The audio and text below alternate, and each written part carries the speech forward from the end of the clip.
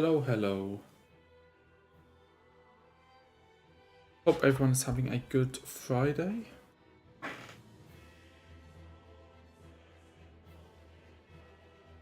And it is time for some more no-hit. So, yeah, Wednesday didn't exactly go well, to say the least. Wednesday definitely did not go to plan with this run.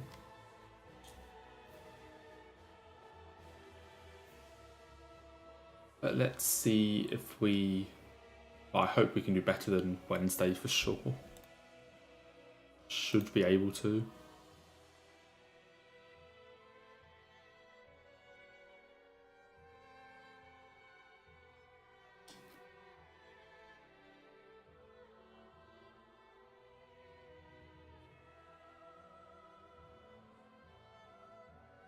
I think we just get started.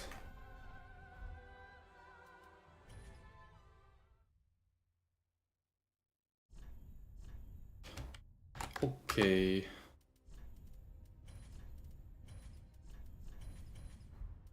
Let's see how the first run of the day goes.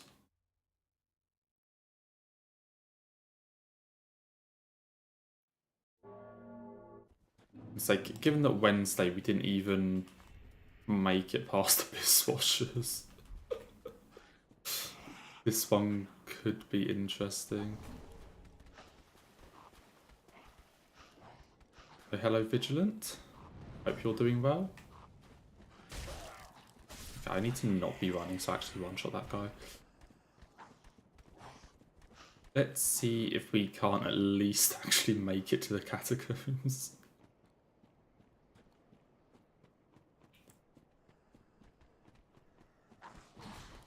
I don't see why we couldn't. I think Wednesday, the game was just throwing everything at us that it could to stop me. There's some very random things.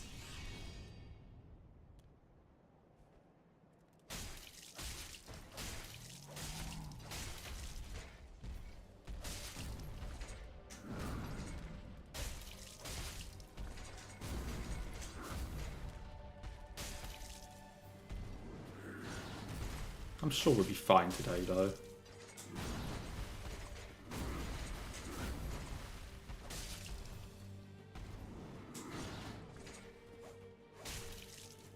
That phase? Yeah.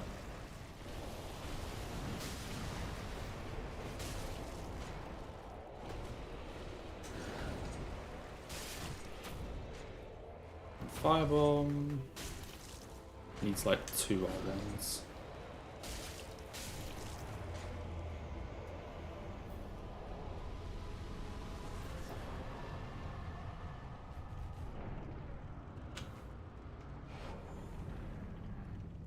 I mean, I think that's further than our first run last time.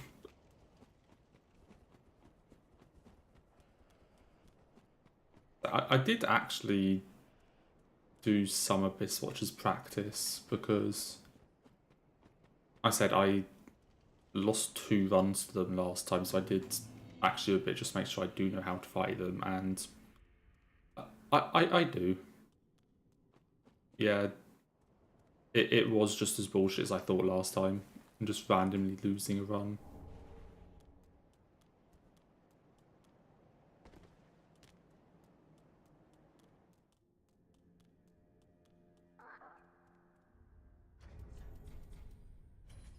I think that's the thing with, I mean, especially now that the PB is 1 hit, that I can do everything very consistent, or pretty consistently, especially with all of the harder bosses.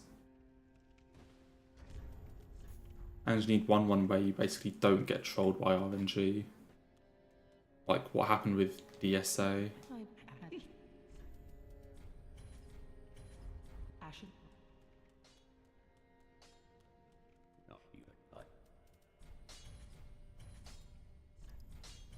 Pretty need one run to not get trolled.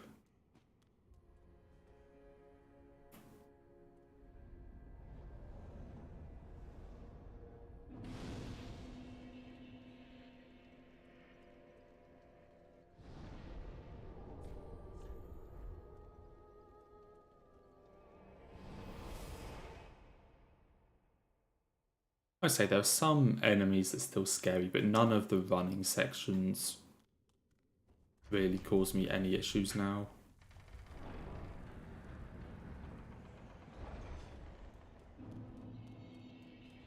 Like, they are all fairly straightforward.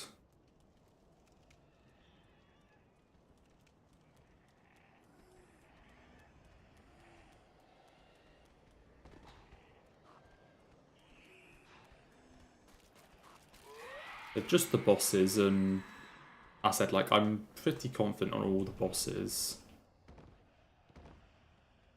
And I still fight them a lot, and we just need them all to go well in one run.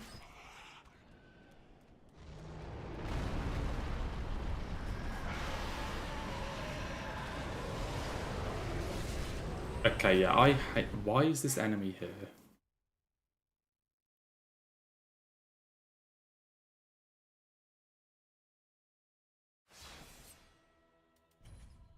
Please don't tell me this group of enemies is going to become a problem again.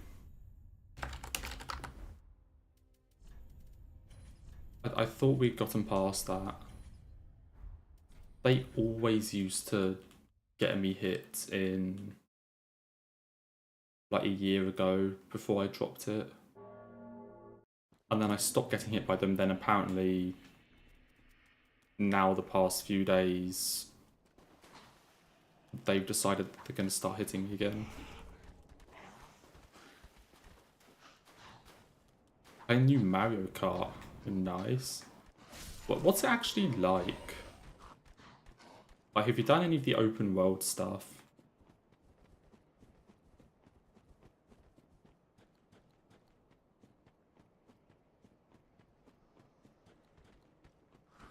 Because, I mean, I've heard that the open world isn't good.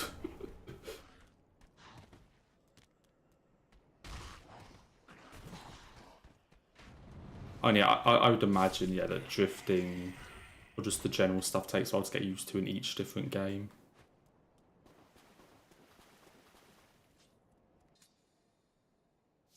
And that's probably why I'm just really, really bad at Mario Kart Wii, just because I never understood like the handling and drifting things on Wii. I just never got the hang of.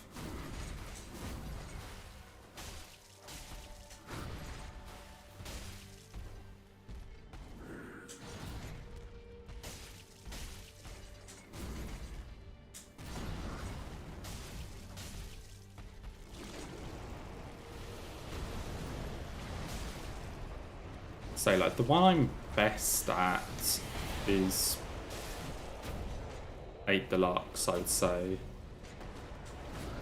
8 Deluxe and DS are my two best ones. And I'm not really good at any of the others.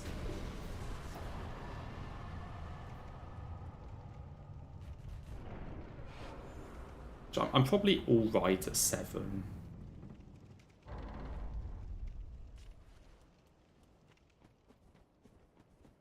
I say, like, as much as I played it, I just never understood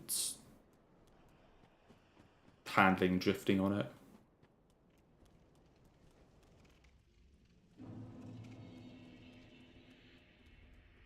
I do like the Wii a lot, though. It's probably still... It's definitely still one of my favourites, for sure. Or, like, third. Second or third. But, yeah, I'm not good at it.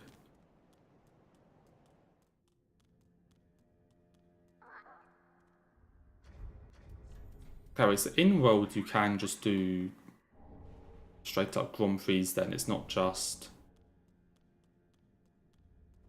Because I remember from the trailers and stuff, it was... What am I trying to say?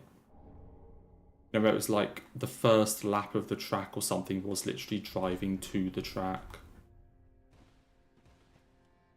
So that's not forced, and you can still do like standard Grand Prix stuff.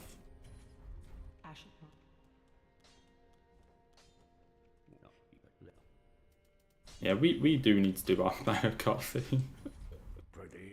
I would lose so fucking bad. I would absolutely lose.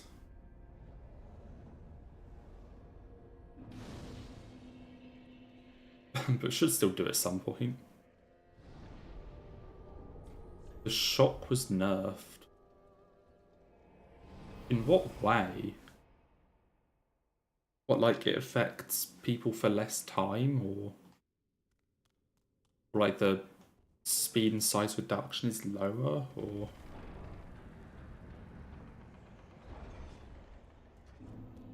I don't understand.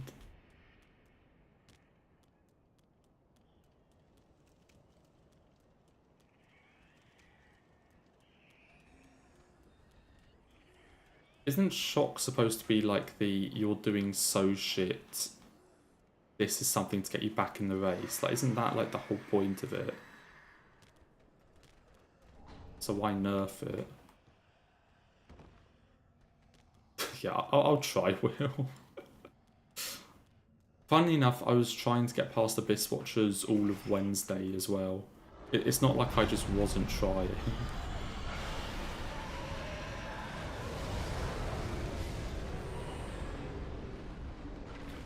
Sure was still trying.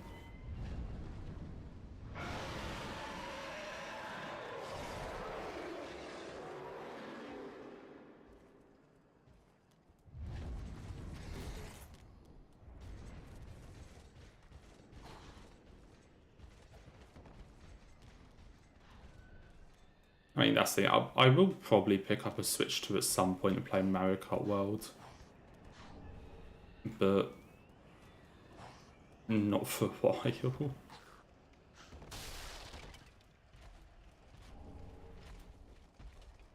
Well, that's the thing. I'll have one at some point, but definitely not at the moment.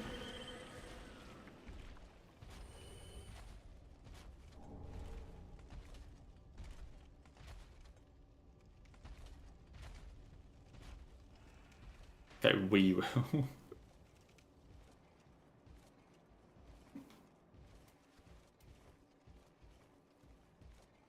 Just not right now. I'm not that desperate to play Mario Kart, in all honesty.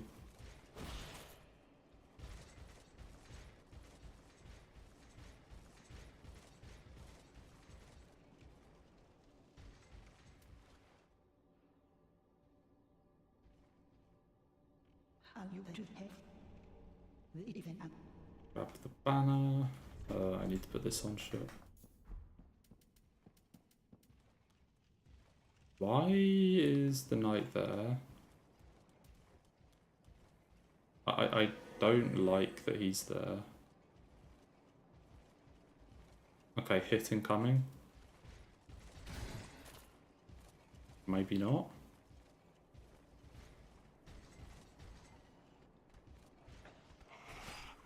Almost.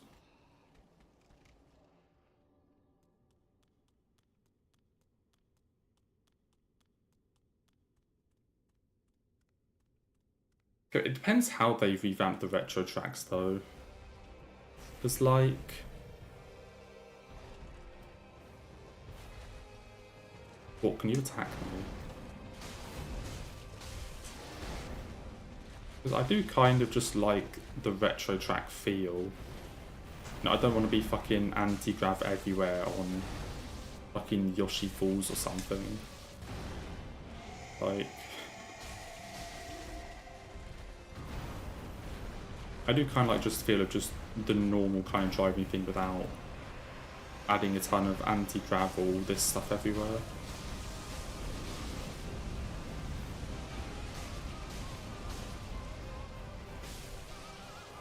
I mean, they're still fun.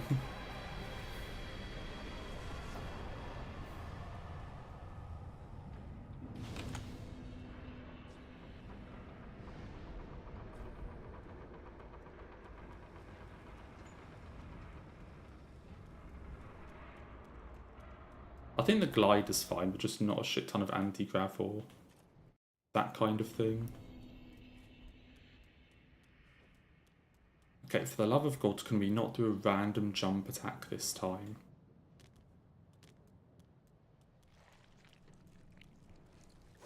Thank you.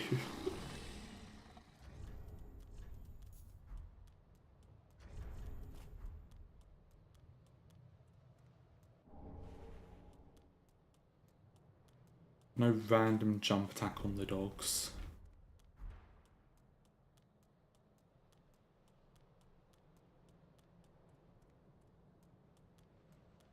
And begins the boring part.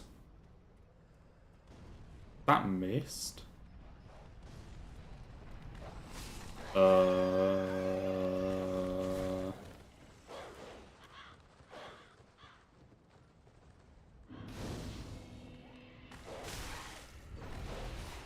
Fucking dogs.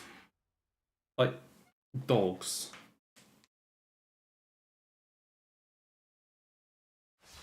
I mean, I know I'm awful at that firebomb. Not entirely sure how I threw it too far though, but I know I'm bad at it. Dear.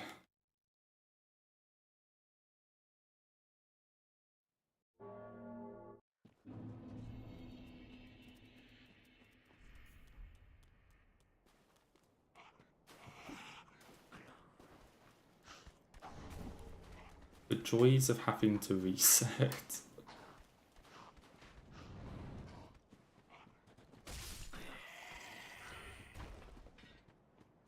Rainbow Road has a 4-minute long world. What is in that's how long the track is? Have people found shortcuts yet? Is the track actually just that long? Fucking hell. Okay, but why?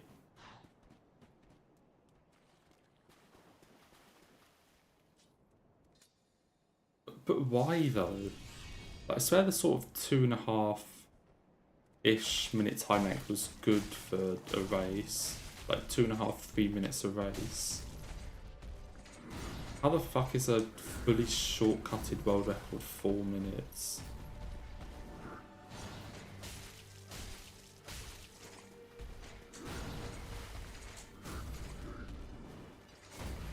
And yes, Summer Games Fest today. That is true.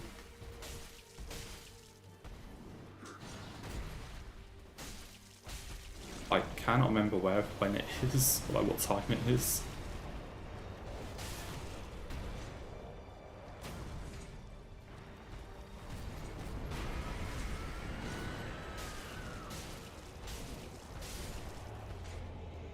OSP DLC trailer and release date got leaked. Oh goody.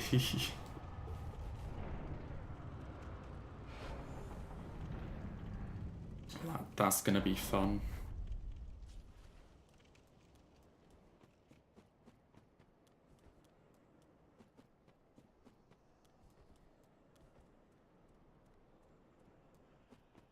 Maybe I'll just have it on my other monitor at some point.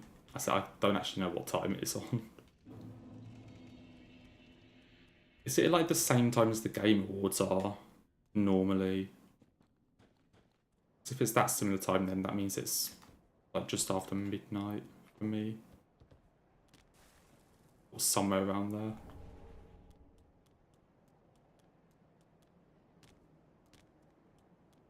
$5 PM EST. I want to say that's 10 PM in Britain. Maybe 9. Okay, it's not that late actually. Yeah, this is definitely the run, Hellscape, of course. I have full confidence in it. Just ignore the 2 today that I've already fucked up. Full confidence in this one.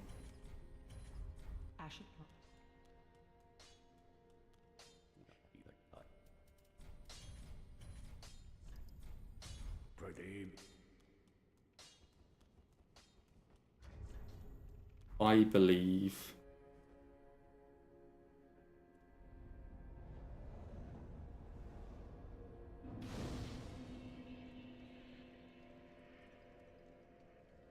Apparently they're going to shadow drop the DLC.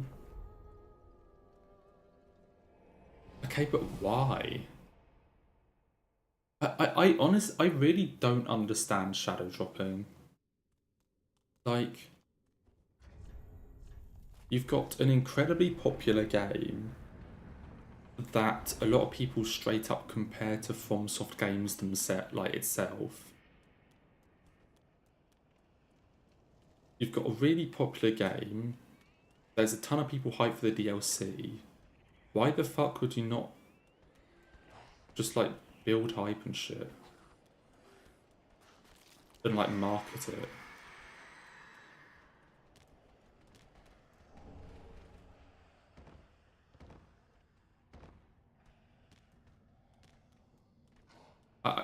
I don't understand shadow dropping.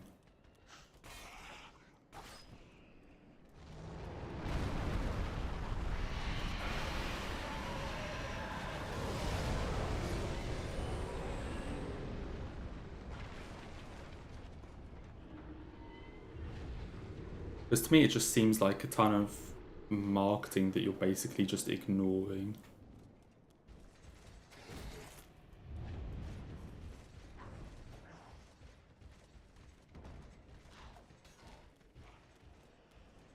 I mean, but we'll see. I said, like, I did imagine that Liza P probably would be at Summer Games Fest, but like, given that they had already had the like the preview event or whatever it was that some people got to see.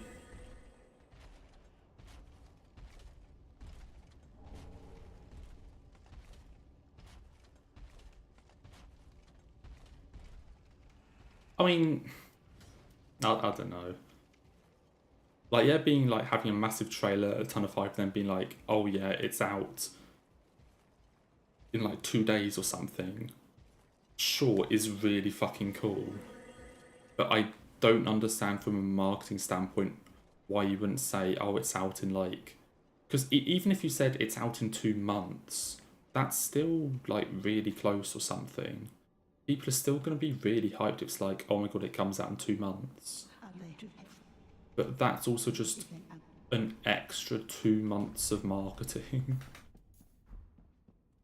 Where you can probably try and get to the, you know, the people that weren't already set on getting it. It's like shadow dropping really only applies to the people that were going to buy the DLC no matter what. It's like, oh, we get to play it sooner than we expected. But to people kind of on the fence about the DLC or Lies P in general, whatever, just like, oh yeah, by the way, here it is, and not doing any more marketing, to me just seems kind of counterintuitive.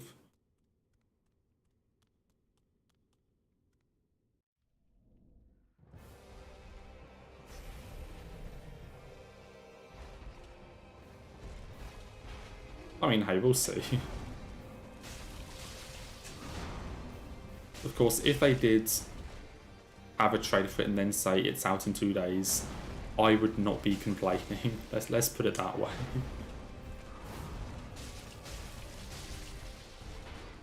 Let's just say that I would definitely not be complaining.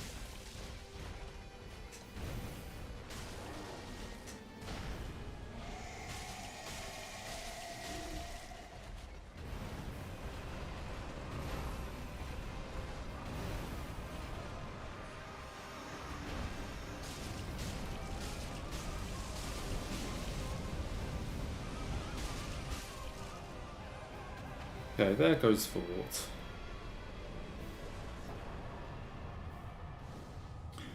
Yeah, the Lothric Knight really didn't know what happened. Like, it's your one job to check this stuff, and you just completely missed me.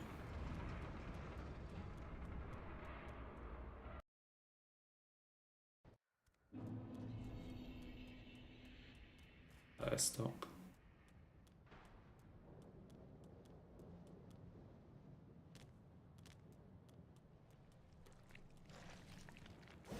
The enemies really chickle when you hit them in this game. Now there's the analysis of DS3 that I was missing.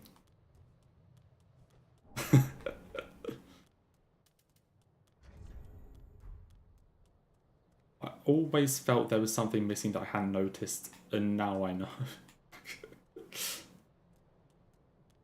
Yeah, they're...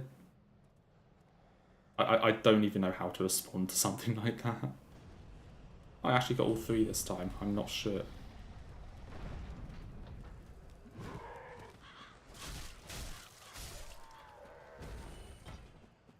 Just beat Solar Cinder Miracles only. Yo, nice.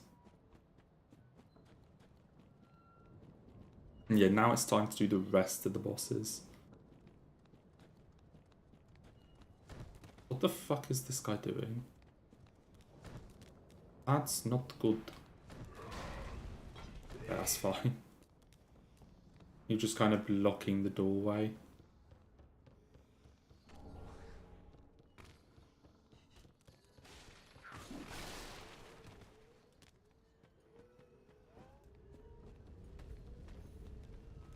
And just keep running. The good old 20 minutes of setup section, so...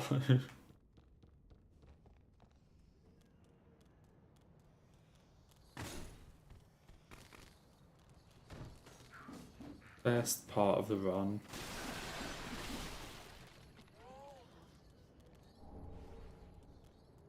Yeah, I probably will tune into some Games Fest then. I said just have it on my other monitor or something. Just to see.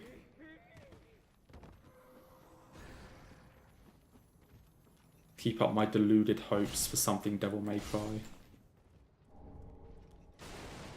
Surely it will happen one day.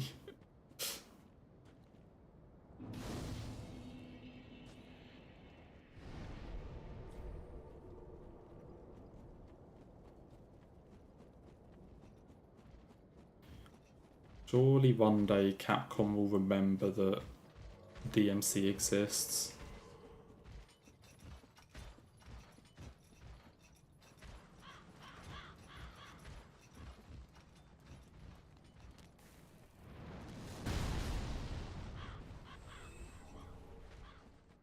Although they probably won't. They'll just forget about it.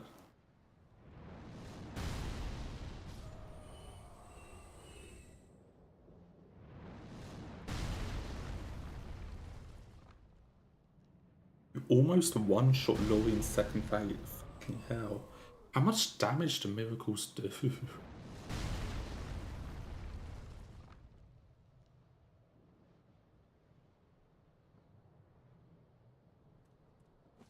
How much have you put any stats into HP, or are you just, or is it just like a max damage build? Why isn't this guy shooting? There we go. Sources tell you Pragmata's a DMC reboot. Ah yes, Pragmata, that game from like the very first PS5 State of Play back in like October, November 2020. That was in that thing given like a 2022 release date. That game. Yeah, now it's got release date 2026, yeah. I was really excited for that game when it like when they announced it, like when I saw it. I thought it looked really cool. And I was like, oh my god, I have to wait until 2022 to play it.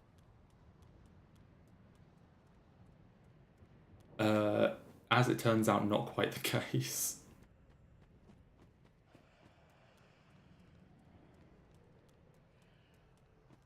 Okay, full glass cannon miracle build. Honestly, sounds like a fun playthrough.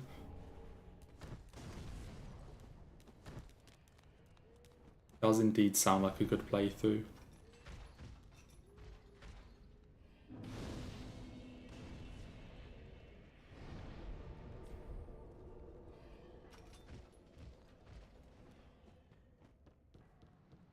Do we have any information on what Pragmata actually is? Because I said, I just thought it looked cool. I don't actually know what type of game it is.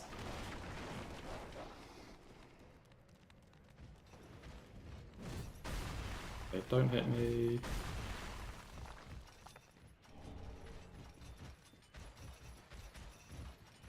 See, I tend to just be like, oh, that game looks cool, get.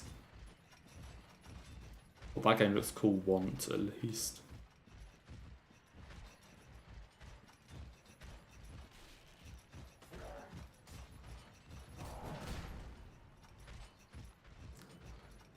$85 faith at soul level 110. Oh my god.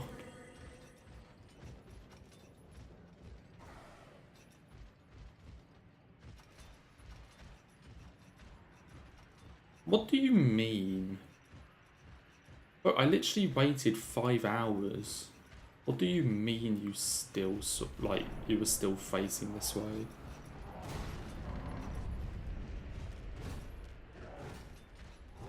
Hello, Ahmed. This is the 3rd attempt today. In general attempts, lots. More than I can count. Too many.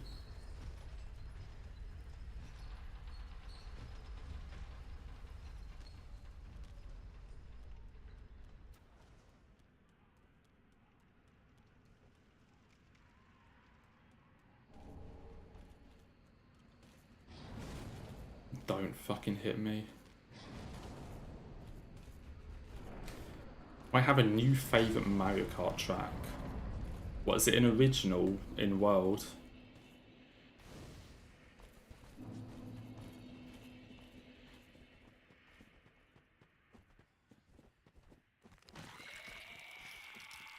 We jump into a movie.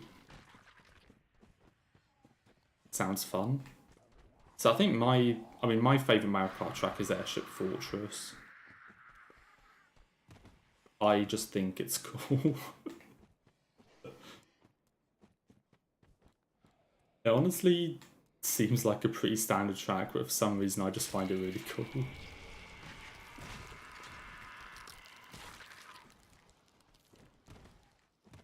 Airship Fortress is back. Okay, I need to get a Switch 2 now, holy shit.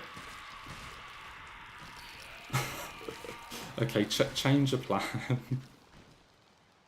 I'm taking out a loan and buying a Switch 2. No, that's fine. But I love Airship Fortress. I said I don't really know for what reason. But I can't really say like, oh, it's because of this, this, and this. I just like it.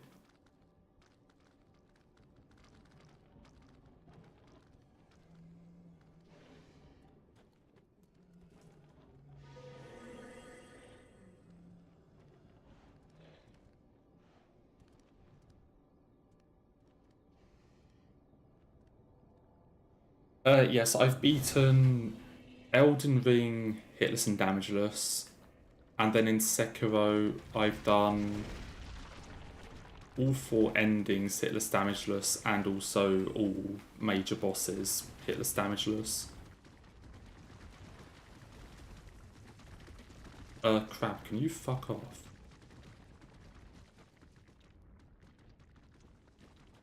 Is this the 3rd game I'm trying to no-hit? So one of those games I've done 5 no-hits.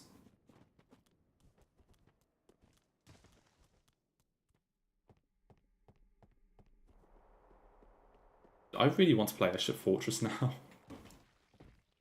Do you think I could fire up Mario Kart DS and go and play some Airship Fortress?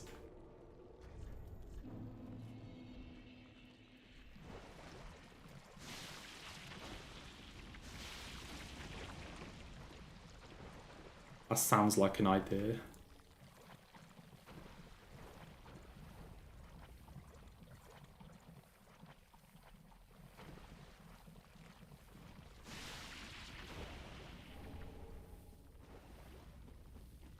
No, I'm not trying the S1 or 2 hitless, no.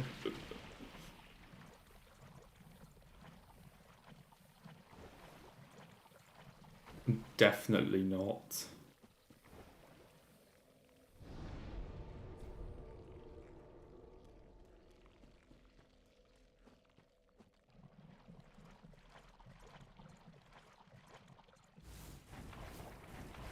I mean, bosses going off script doesn't tend to be an issue because very few bosses actually have a script.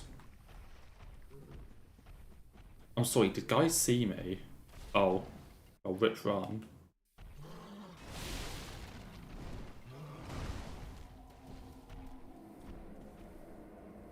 I'm just gonna reset. How the fuck did he see me? That's it, you can't really script many bosses in this game. So like you can script Pontiff and kind of Walnir, but not really. And also, I know you can't really script Aldrich. I guess Twin Princes because of a cheese. But there aren't really that many that you can script. So most of it just comes down to knowing the bosses and then being able to do. I fucked up again. It's unlike something like Elden Ring where you actually can just straight up script like 90% of the fights.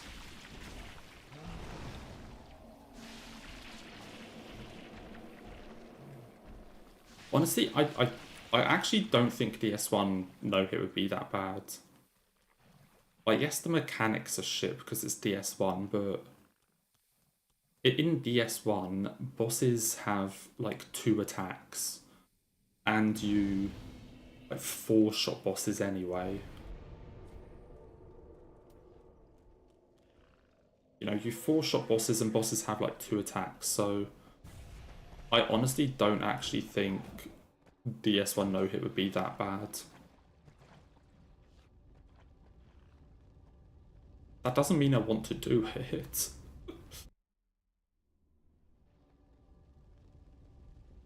I really don't think it would be too bad to do. I would still find a way for it to take like 6 months or some shit, but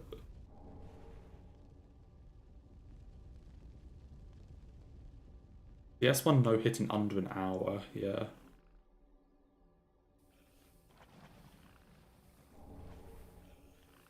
That's pretty good.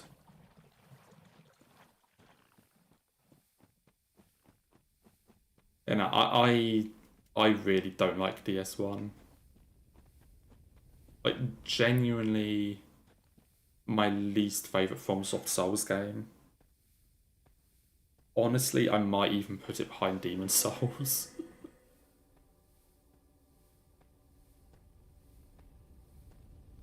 Actually might say I like DS1 less than Demon Souls.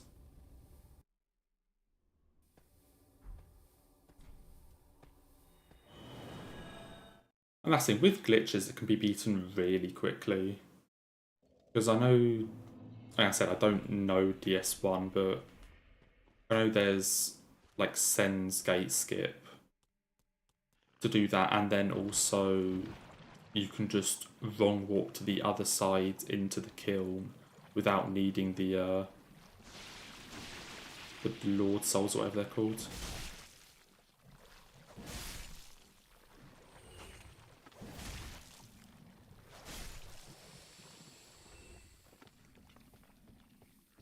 Yeah, I like DS2 more than DS1. Yeah, I'm sorry. Yeah, because it's a no-hit run, I don't have a time wrong because I'm not really focused on speed. But I mean, current play time is about 22 minutes.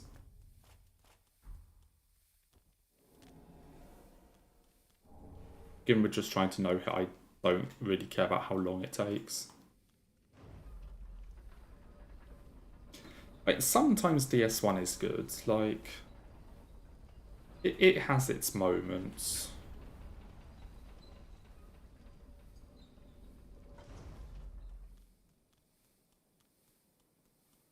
It has its moments. Like, there are some fun bosses. I think Calamite and Artorias are really fun. Sif is cool. What I really don't understand is the fucking Ornstein smoke, like, glazing that everyone does. Like, I do not like that fight. You'd be like, oh my god, it's so fair. Like, no, it's not. I'm actually gonna lose. Okay, didn't run away. I do not understand people when they say that they fucking love Ornstein Spoon. It's such a fair and amazing fight.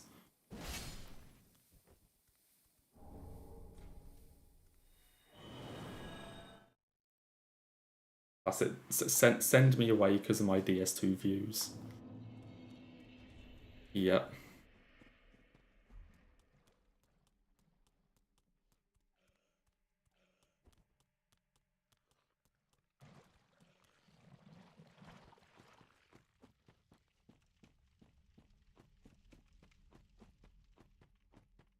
I think Calmy, Artorias, and Sif are like my 3 favourite fights in the game.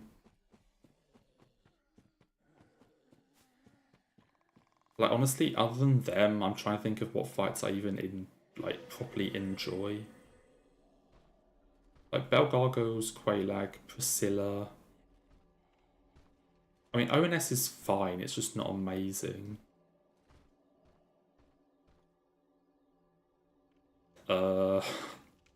Okay, now I'm struggling again. I honestly like Seath for some reason.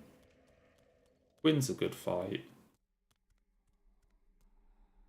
There honestly aren't that many bosses that I'm like, wow, this is really good.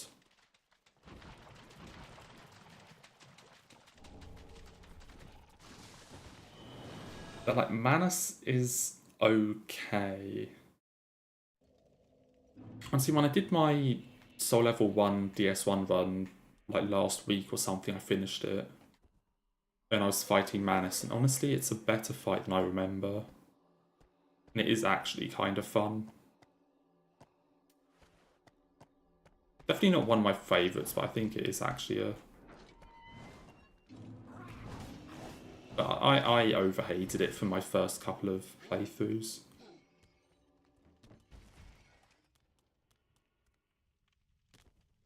That's it. Honestly, the fact that if an enemy is taking up like 10% of a hallway, you will not be able to get through that hallway is just so irritating.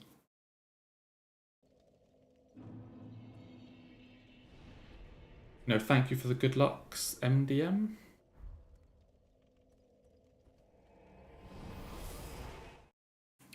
Also, any time you're in a hallway and then it's just like you cannot attack an enemy in a hallway because your weapon will just clank on the wall.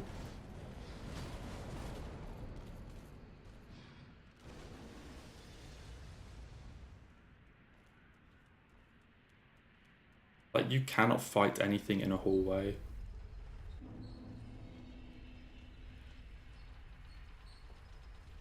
Yeah, fast warping being disabled before ONS is dumb. I get the world is interconnected and you play through all of it and stuff, but like, am I really missing any game experience by warping between Firelink Shrine and Undead Parish to go to Andre? Like, am I really missing a game experience by warping instead of like running to the elevator in Undead Parish and taking it down to Firelink? Like, can I not just walk between them? Like, don't get me wrong, I love how interconnected the world is and that you can literally play for hours, take a random elevator, and it's like, oh, I'm here, and you recognise it, but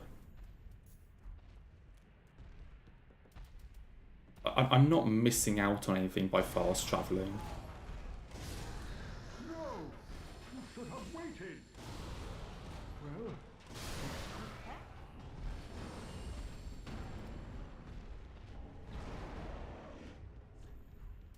And sure, DS2 does have some interesting design, especially Scholar. I mean, fucking Scholar Iron Keep. Like, Scholar Iron Keep sure is something.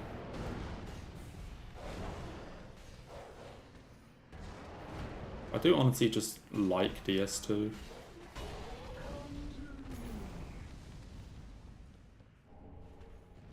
I think some of the bosses are better because they actually do shit. I mean, sure, there are a lot of shit ones, but... And also, I just prefer the areas. I generally just prefer DS2's areas.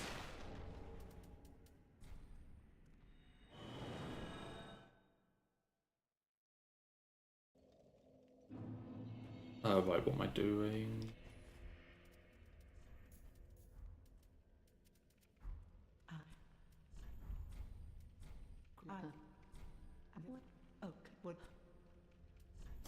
This one, I mean, that's in any kind of corridor you go down in DS1, you are just dead.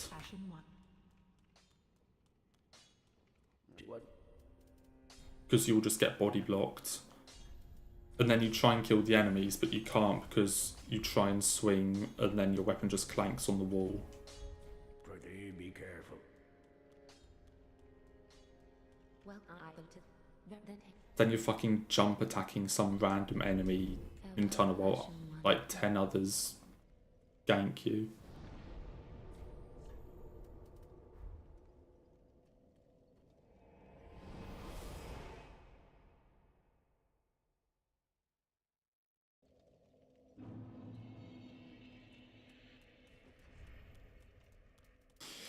Yeah, I really don't know with DS1.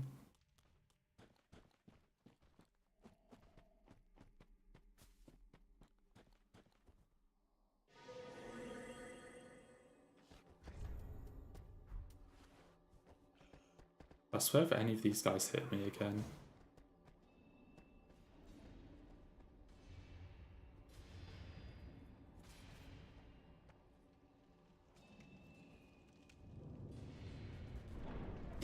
I mean, yeah, I guess I should mention I have only played remastered DS1, but even if I had played Prepare to Die, I don't think my opinion would be any different.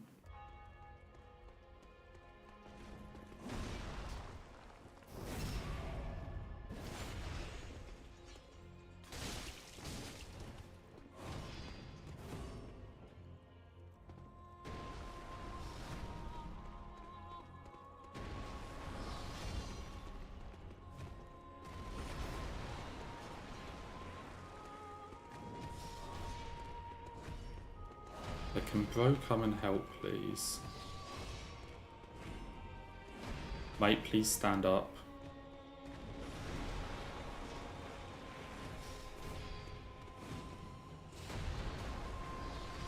Okay, standing up. Okay, this is good.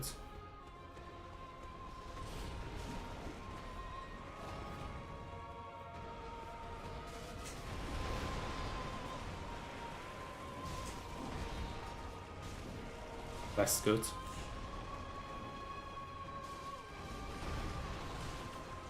Ah shit, very bad.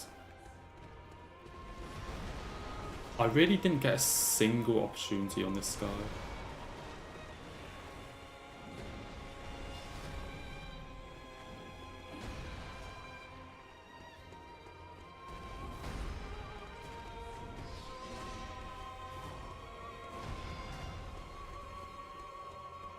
Okay, bro's up again.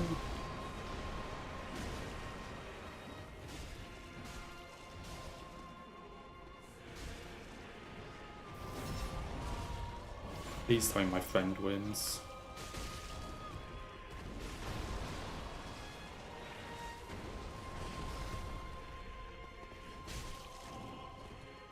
I don't think my friend won.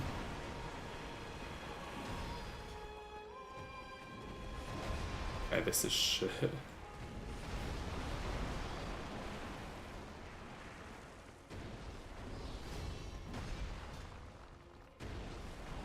Oh, someone's going for him. Oh, and I've got the boss.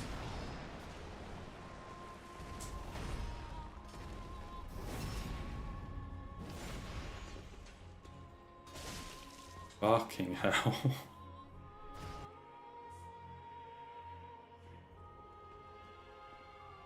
I really don't think DS2 is pure suffering. I think has some fun areas. And some fun bosses. Like, genuinely, I honestly really like Brightstone Cove and then Freya.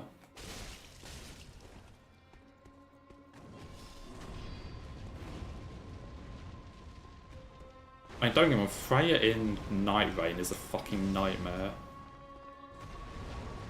But Freya in DS2 I think is actually fun.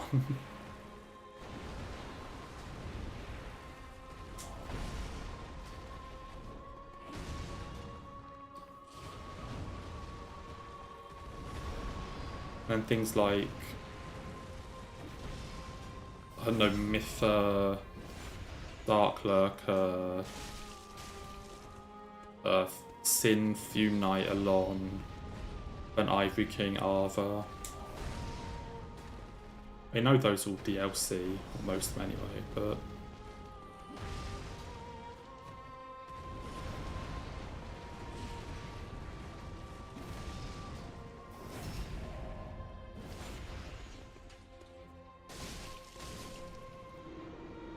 Holy shit, it only took a day and a half to make it past Abyss Watchers.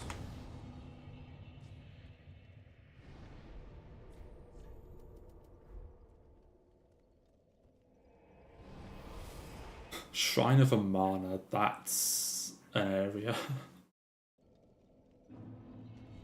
See, first playthrough I actually really liked Shrine of Amana. And then I played it again and yeah, my opinion changed. My opinion sure changed when I played it a second time.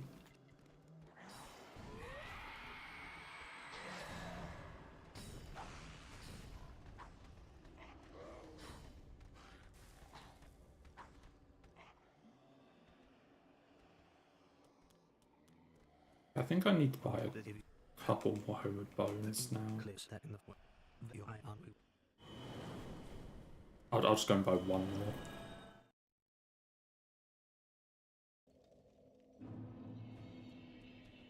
Yeah, we have finally done Abyss Watchers. Holy shit. Let me just buy one Homeward Bone for now. Make up for the extra one I needed in the keep.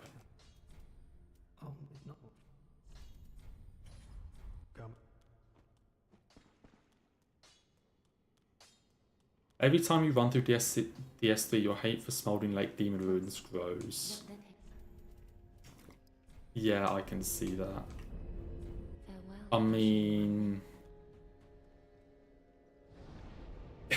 It's an area. I don't like Smoldering Lake. I really don't like Smoldering Lake.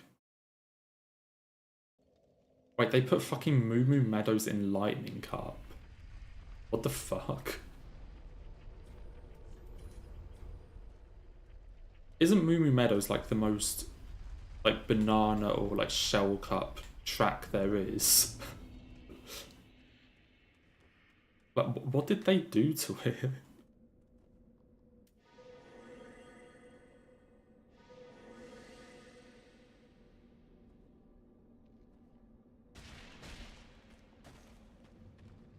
Like, Moo Moo Meadows is one of the most standard, like, first or second track kind of in one of the cups you start with. Wait, so how many cups are there though? Because I imagine there's not only like 8 or like 12 or something. What are there? Because before Mario Kart 8 then yeah, because Lightning was the last cup.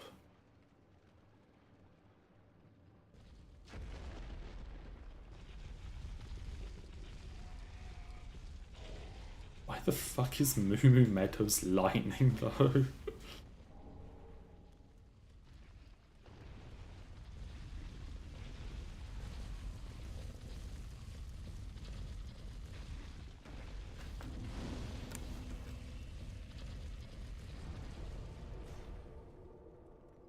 I definitely think Foundkeep is one of the shittiest FromSoft areas.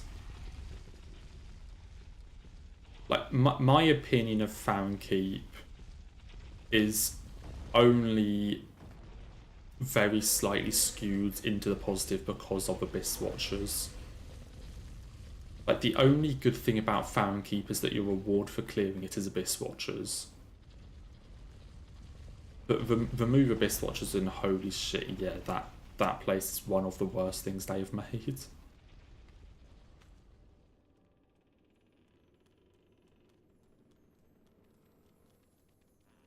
Yeah, it's definitely not as bad as Reindeer Fuckland, for sure. That's an area I'm never going back to.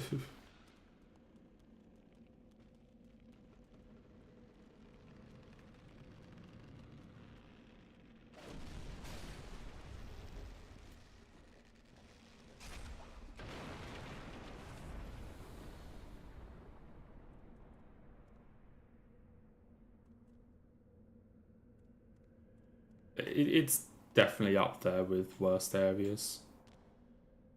Yeah, Tomb of the Giants is another one, just because you can't see fucking anything.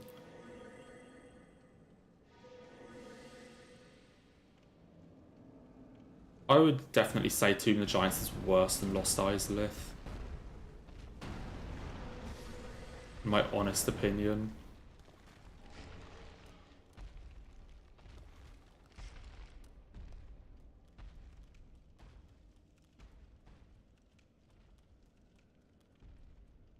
Now, Ash Lake is cool. I mean, sure, there's not really anything there, but it's at least cool.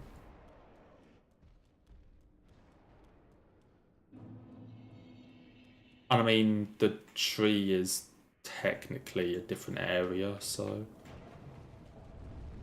Like, the tree that you have to drop down to get there is a different area.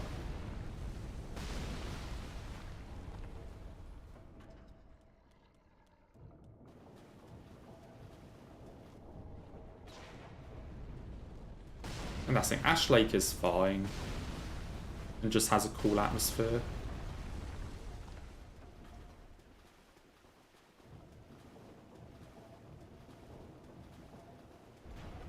I mean, oh yeah, the tree to get there isn't exactly great.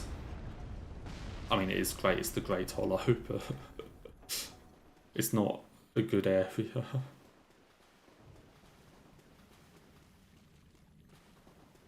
I didn't even go there on my SL1. I really just could not be bothered.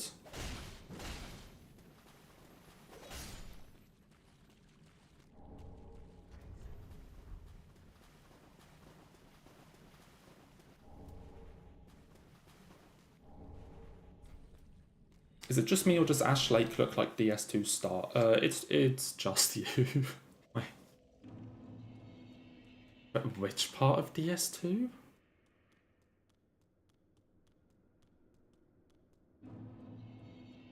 How?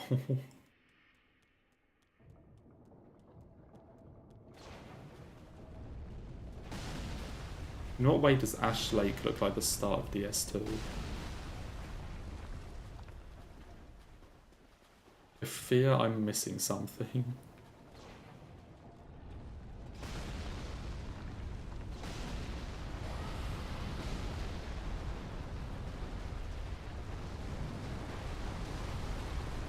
The area after the... Yeah, how though?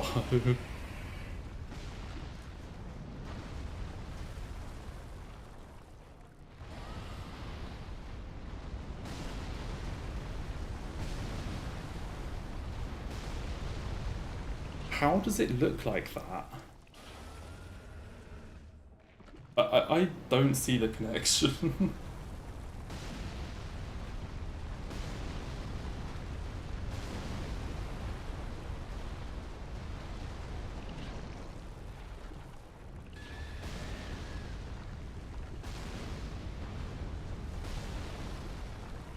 Trees and sea.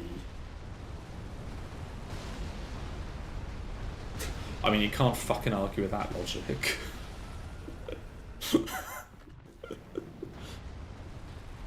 Um,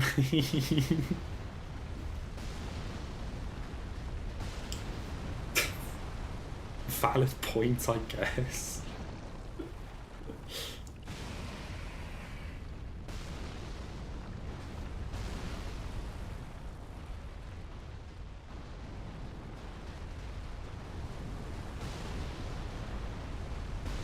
Wow.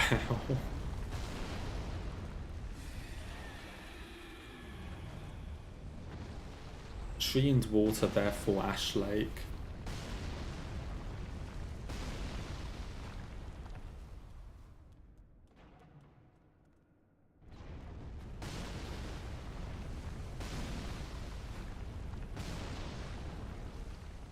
They should add the worm to Night Rain. I have not heard a worse suggestion. No, they shouldn't. It's impossible to fight.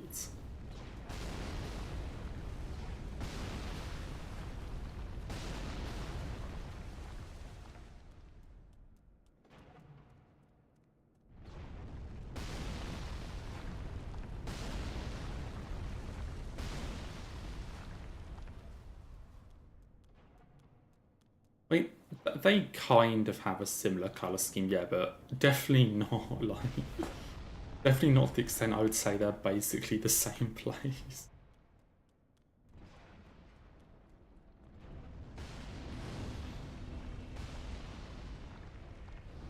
But they're not even, because like... No, because the area of, like, things betwixt is still kind of foresty. Whereas Ash Lake is, like, has kind of sand and stuff.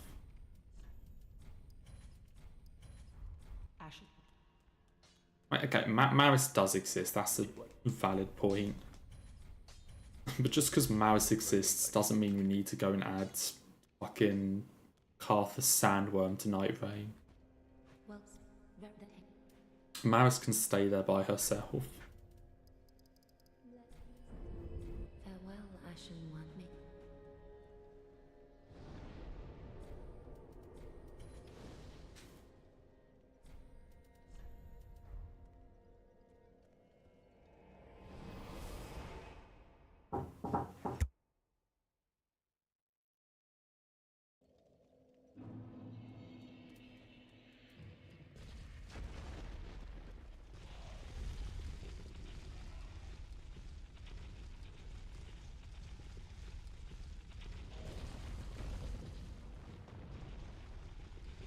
IRL invasion. Indeed. If it happens during a bonfire warp, it's fine. We can manage the IRL invasions.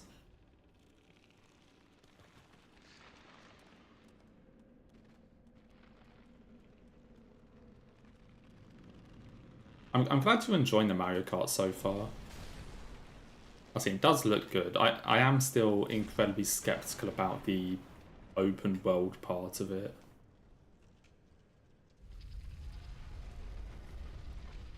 I'm glad you're at least enjoying the actual tracks.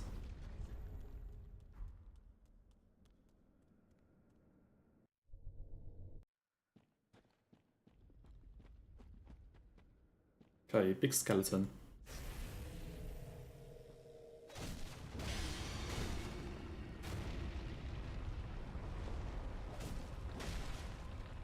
That is good attack.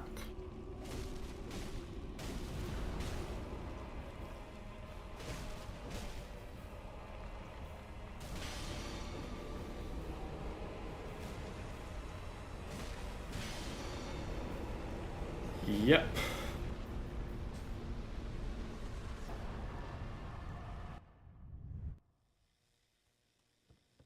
Now, I'm sorry, I don't understand the hate for Forbidden Woods in Bloodborne.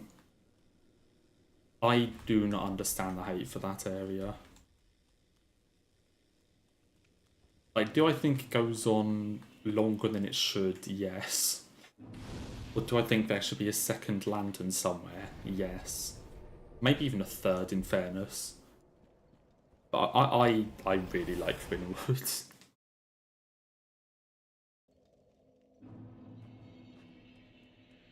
Definitely needs like a second or probably third lantern though. Well,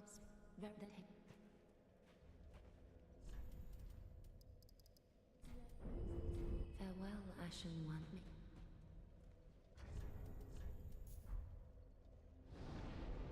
Yeah, but I like yeah, because shadows are a good boss. Okay, leave me alone. Leave me alone with me liking shadows.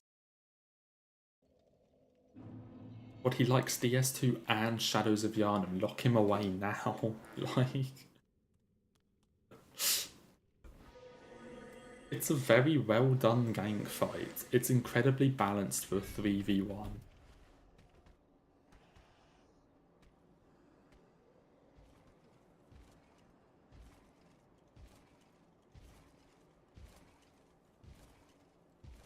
It's a good boss, okay? Speaking of good bosses, time to lose the run. Too much insight for my own good. Hello, Dancer.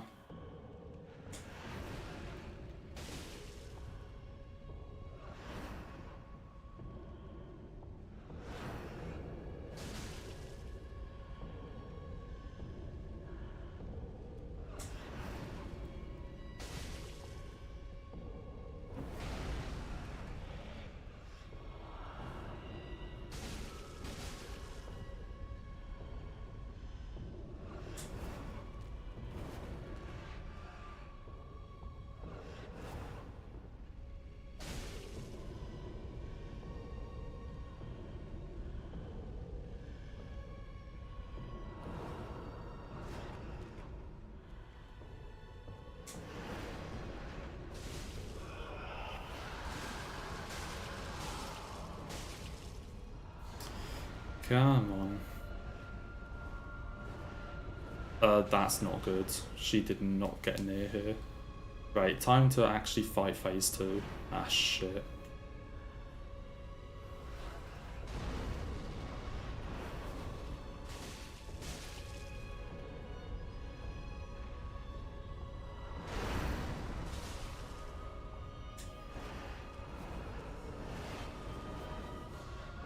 That's like one of the best attacks to do, but my camera was fucked.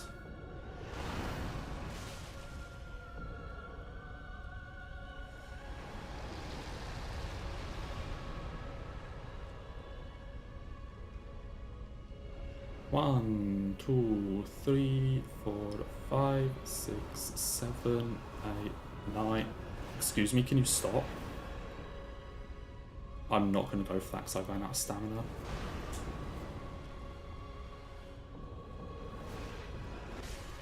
I fucking hate this boss. Why did she do that 9 times? She does it like 7. Why the fuck did she do it that many times?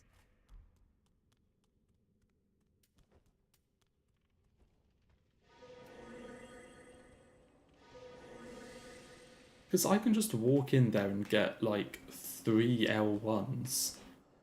And then she just decided that actually no. I'm just going to keep spinning and use up all your stamina. Plus the first time she did the spin, she just got stuck somewhere, so I couldn't even punish it.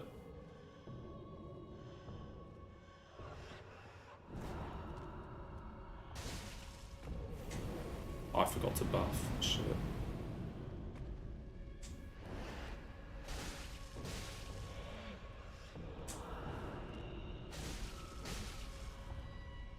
God damn it.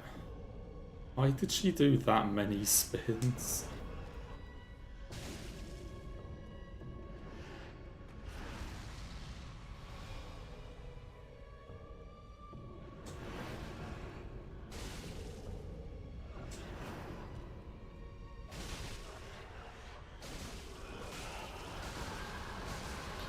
Like, 1, 2, 3, 4, 5, 6, 7. Yeah, like, why the fuck did you do like 10?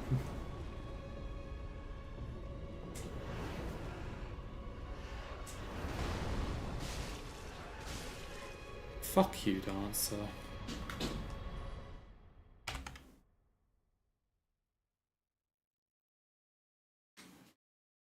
Well.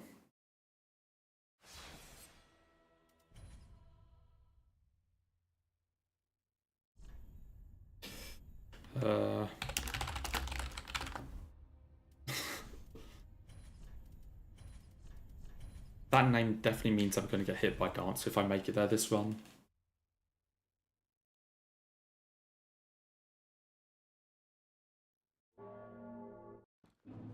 God damn it.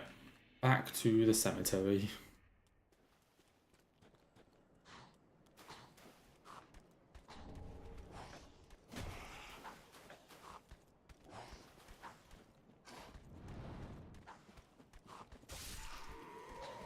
Favourite place to be.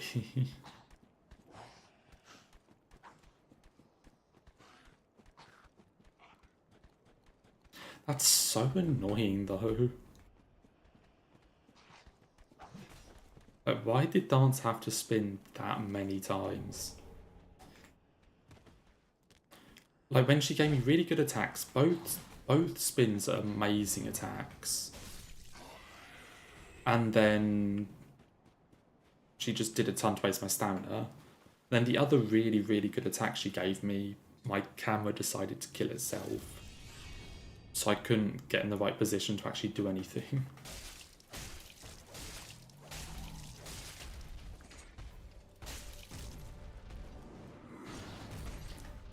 Yep, he's actually addicted to resetting.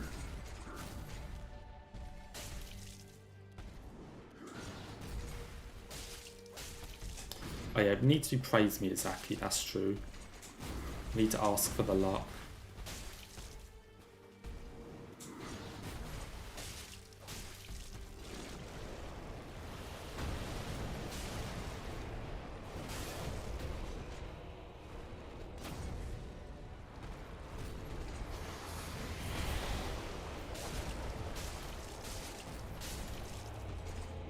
We do indeed need the luck. God damn it, Dancer. Just go and waste fucking 40 minutes of my time.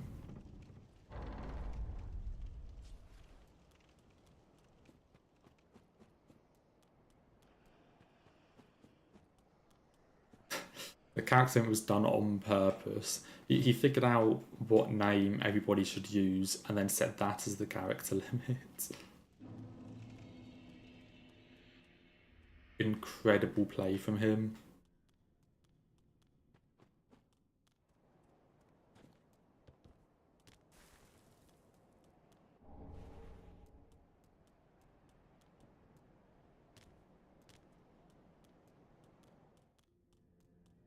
But I almost just walked off the edge. That would be a first. Losing a no-hit run in Firelink Shrine.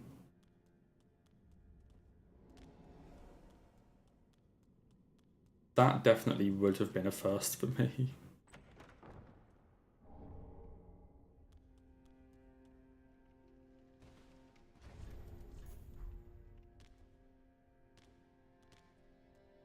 Oh dear. No, I just really love like Undead Settlement, Road of Sacrifice, and Found Keep. So I just wanted to do them again. Pretty.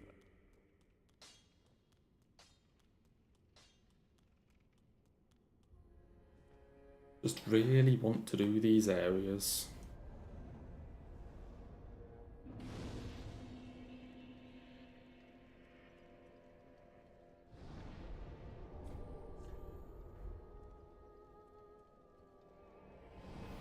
Oh dear.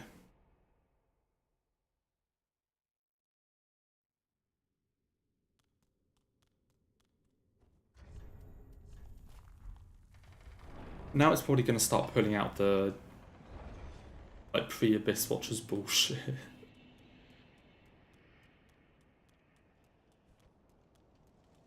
Of like just stopping me getting to Abyss Watchers now.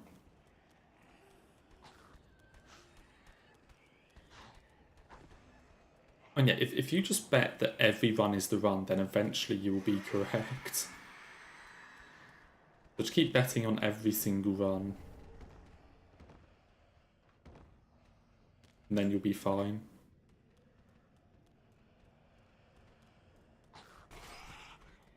Yeah, good luck on Rainbow Road. I guess then I'll hear from you in about 15 minutes. Given how long that track apparently is.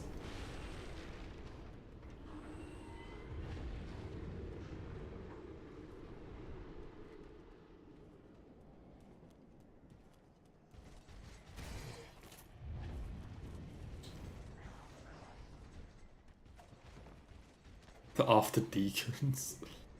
Yeah, it's actually an hour.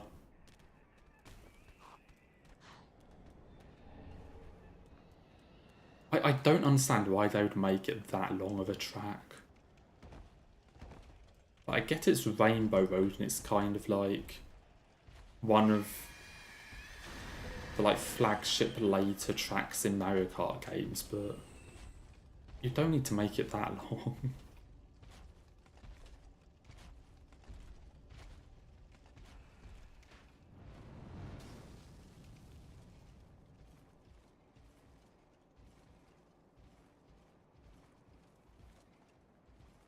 Like, isn't Rainbow Road in Mario Kart 64 also just like really long for no reason?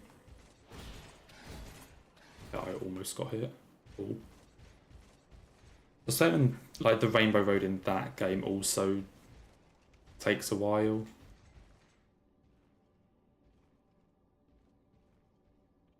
You would like to have very different.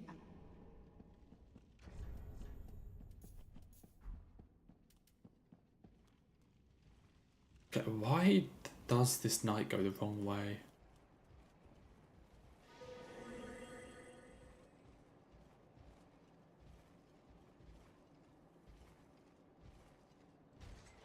Don't hit me. I'm being kind to you, don't hit me.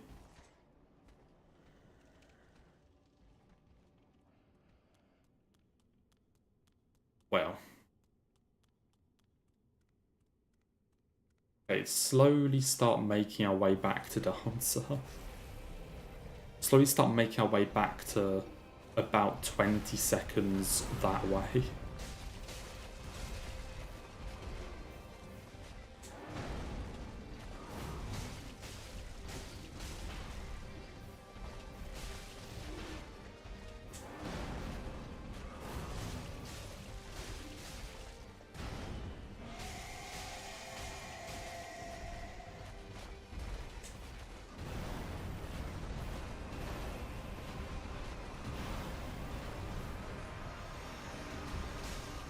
Just don't frostbite me. Cool.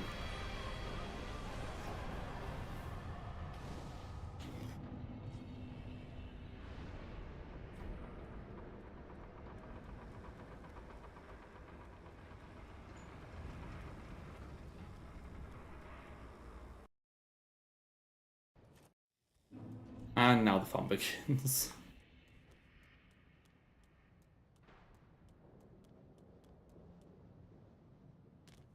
Start running around aimlessly again.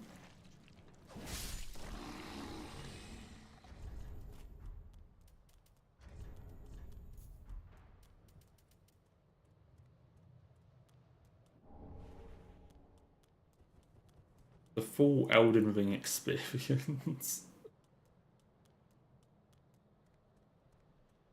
Sure is what this is.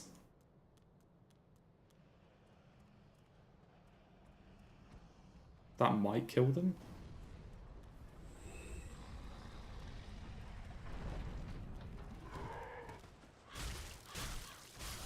I wish they could just give you a buy on like one area and one boss or something. Imagine in every run, for the run, you're allowed to say one area and one boss, and any hits on that area or that boss in that run just don't count. That'll be fun.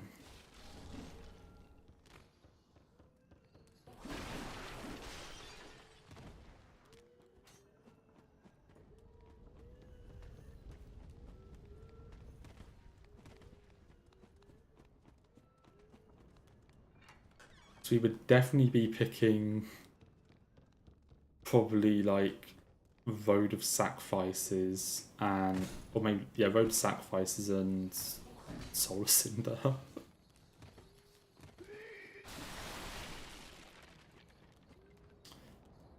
I've been playing Souls-likes since, I think, I first played DS3 in like August 2020. So that's when I started.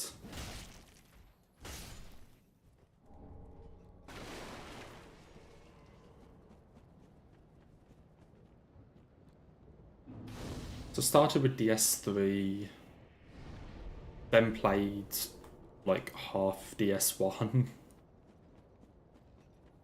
Then I got a PS5. So then I played like Code Vein, Bloodborne, Sekiro, the rest of DS1, Demon Souls DS2, and then Elden Ring came out.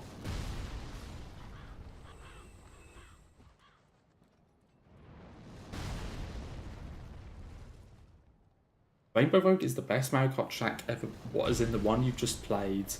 How long did it take?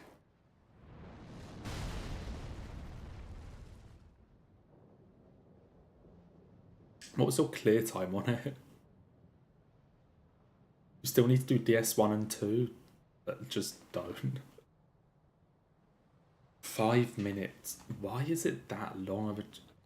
I don't know, I feel like that would honestly make me not think it's my favourite track.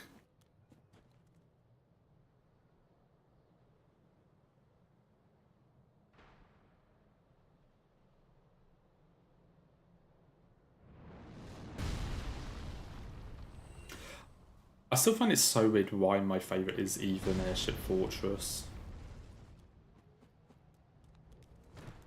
I guess I just need to play some others and see why.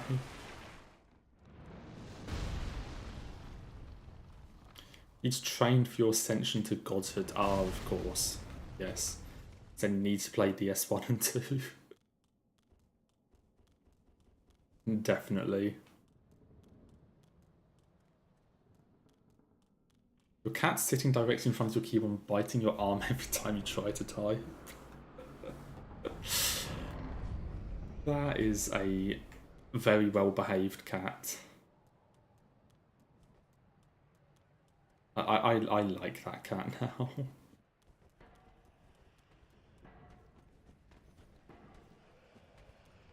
Yeah, maybe I was just a bullet bill in my past life. I think that's definitely what the case is.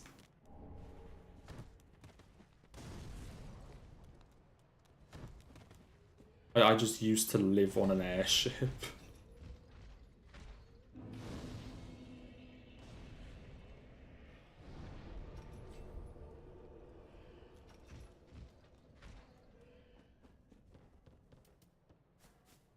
Would Night Rain be included in the criteria? I mean, probably not. I want to say. Because it is... I mean, sure it is a soul... Like, it takes Souls-like elements, but it's still... basically just randomized Elden Ring, kind of. I don't know. Maybe it does, maybe it doesn't.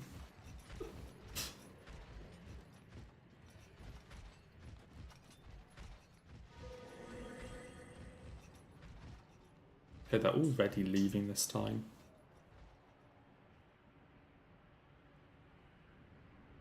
Hey, as long as Mario Kart World has Blue Yoshi, I'm fine.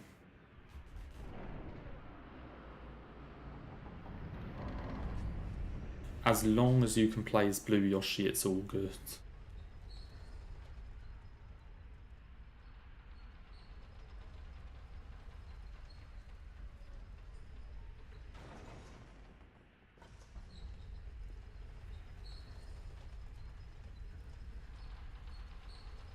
All 8 Night Lords Hitless. That sounds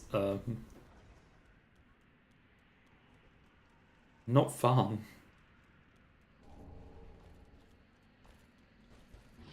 I have never... I say I've never seen that attack before. I've seen that attack one other time. I didn't get hit by it, but now I did. What the fuck is that? Yeah, fuck it. Come here. Come here.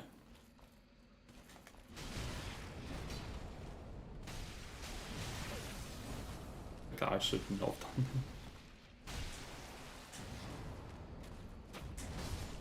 Cool. What a great enemy.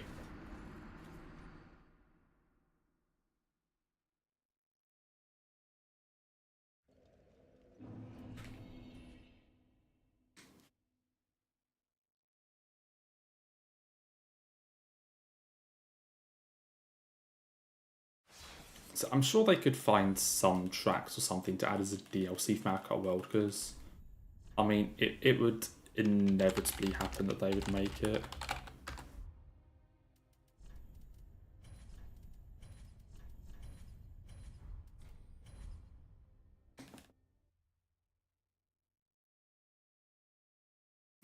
They'll definitely do a DLC for it. Like, it's Nintendo. Like, come on. I guess just find some, like, random tracks to add.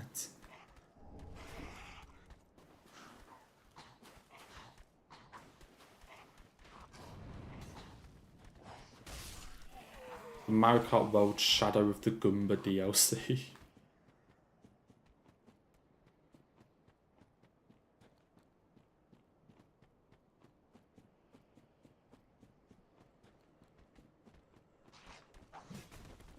You just fight Kamek dressed as Mesmer. They really need to bring back the fucking missions. Also, whatever happened to the missions in Mario Kart? Like, the DS ones were so fucking good.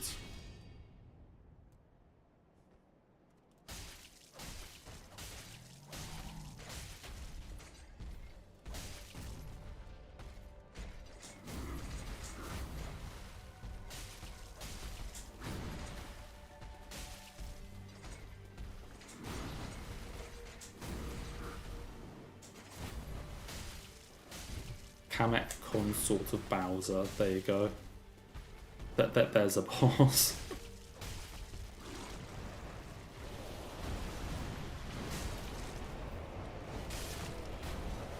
You see, the missions though were so fucking good. Why are they not a thing in like any other Mario Kart game? Like any other one after DS?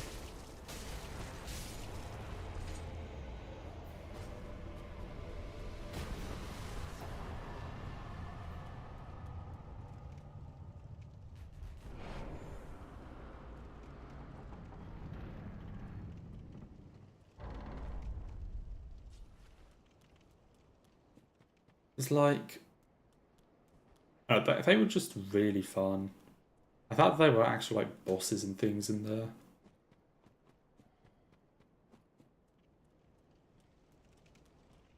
Does Mario Kart World have like versus game modes, like the party stuff, like balloon battle and shit?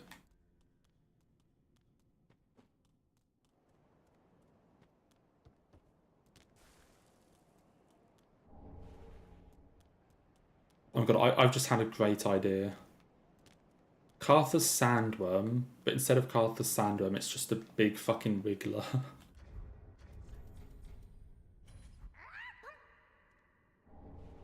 Can someone just mod that into DS3?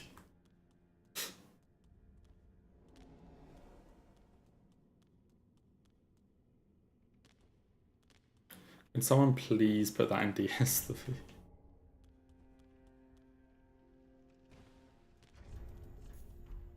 Just a giant fucking caterpillar.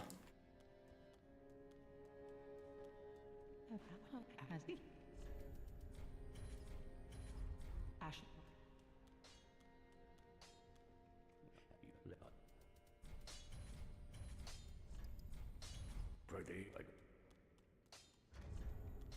Okay. How many tracks are there, Ends?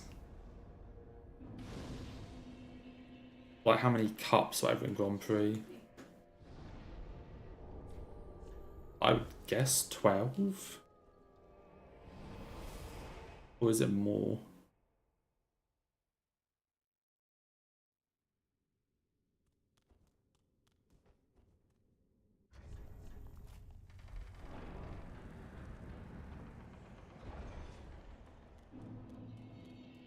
Slave metal.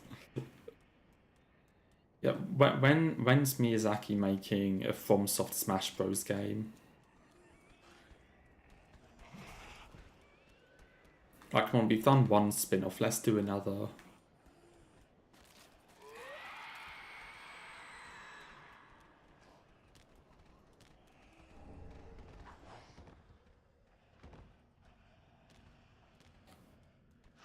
Like, come on, fucking, like, Medea vs. Gale Smash Bros.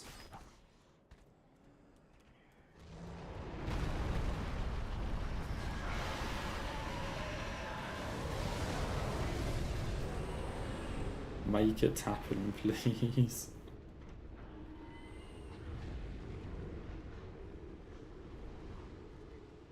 Can this guy actually find his way out of the door? There we go. Not sure what he was doing there.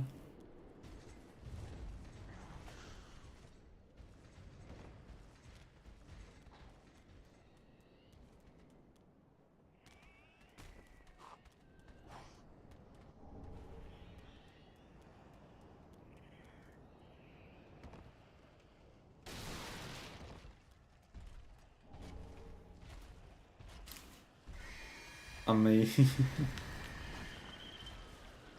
Nintendo aren't exactly known for their online.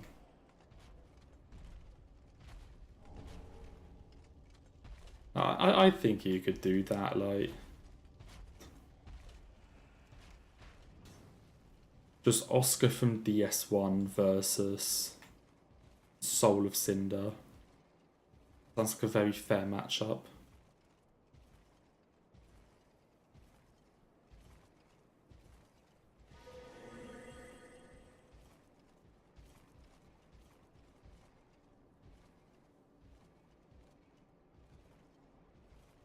It's come up with the most random things. You can play as a Grave Warden duelist. You can play as a Black Knife assassin, but specifically the injured one in Death Touch Catacombs.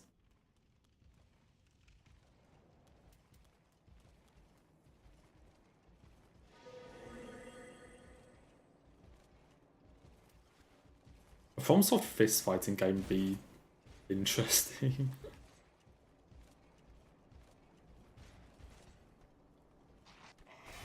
Like, how strong would they actually be if you got rid of their weapons?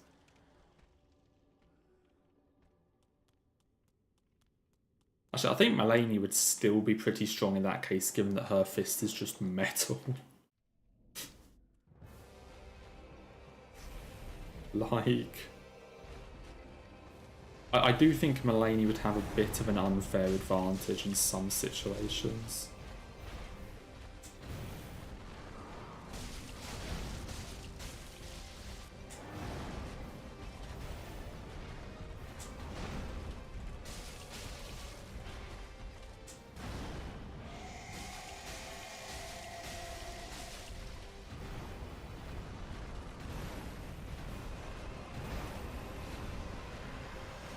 She would still get lifesteal, that's true.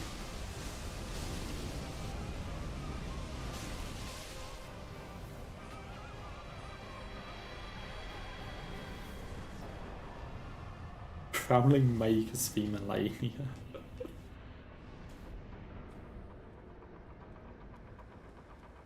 But do you get all of the ads with it, or literally just the Magus guy?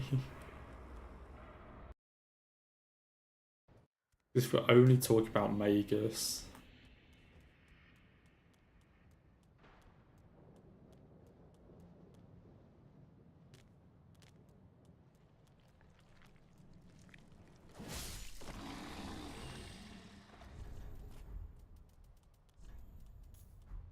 Now, Melania with lifesteal, even on a fist, would still be really difficult to beat.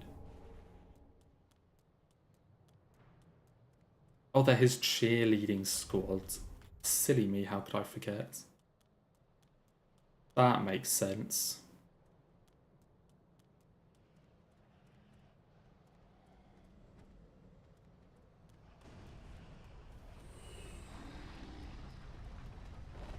Because Magus needs cheerleaders.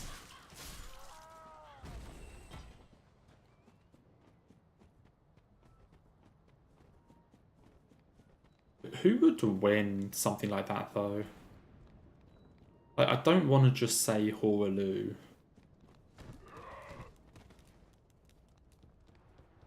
Like, who would be the best character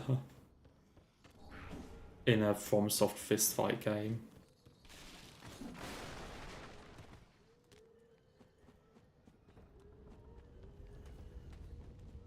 I think the boring answer is Horalu, but...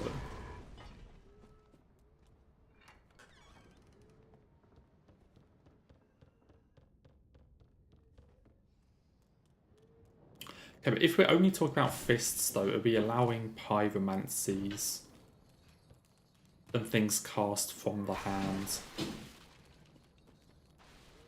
Because if we allow pyromancies, then that makes a difference. So it is kind of using your fist.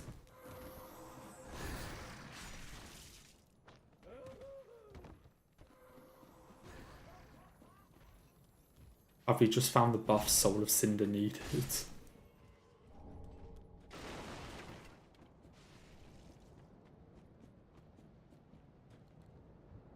Can you punch the ghost enemies? I haven't got a clue.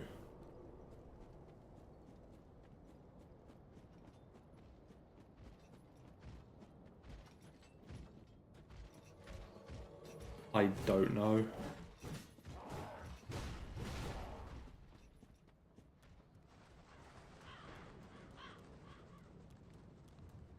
Funny enough, not something I've ever had the intention of trying.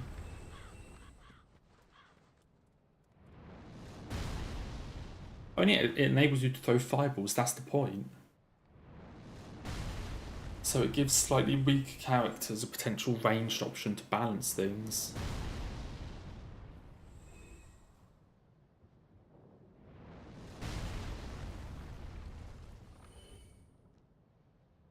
So... It could work.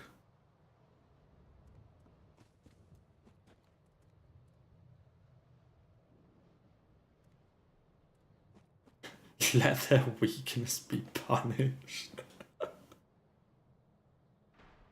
If you're not very strong, that's your own fault.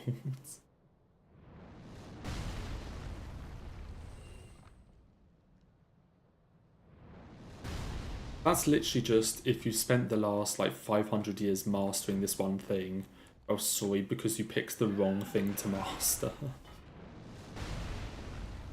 Like you should have mastered something useful.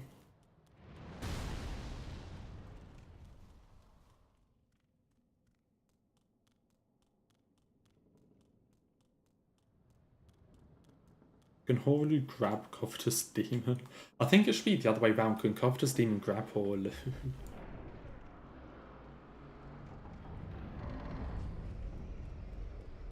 That's a way to balance the fight.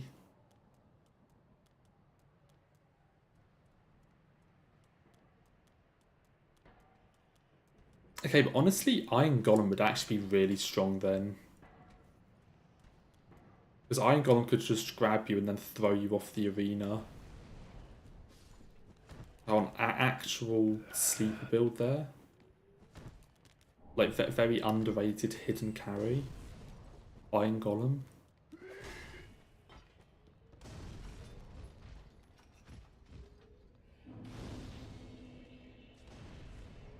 Wait, what have you just seen, friends?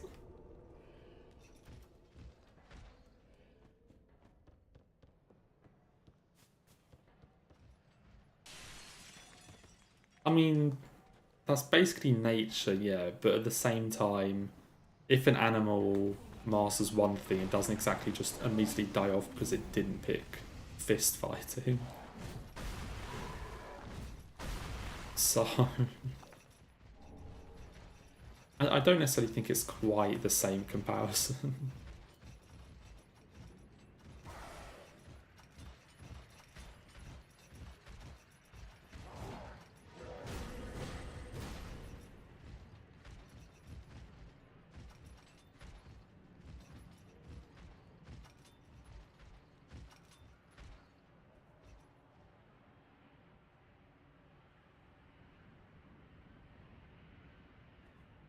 I mean, like, sure, but I'd say Horlu and Iron Golem really have a shout. Because, like, yes, Dancer has a grab attack with her fist, but she relies on her swords to actually do the damage. So I don't think in Dancer's case it would be very strong.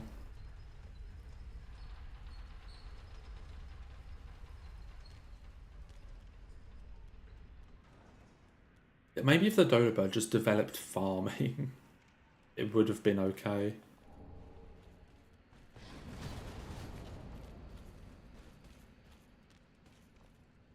Like, why did it not just do that?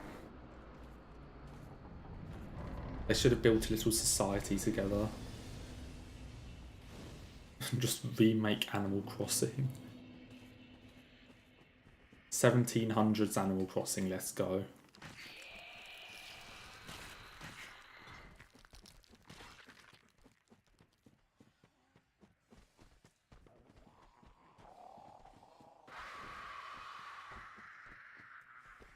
Definitely a very good idea.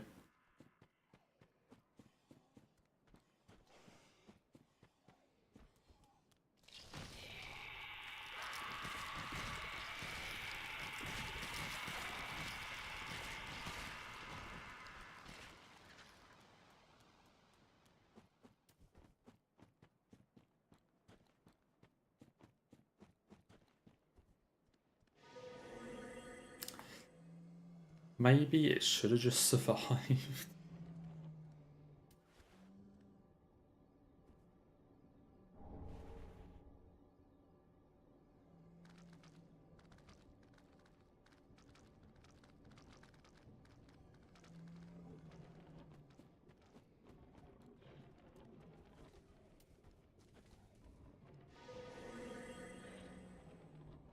Please don't hit me.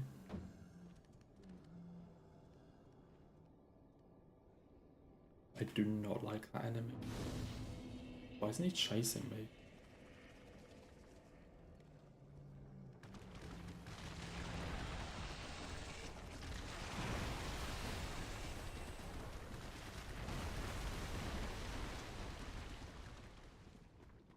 %80 of the time time trials you're tricking. Okay.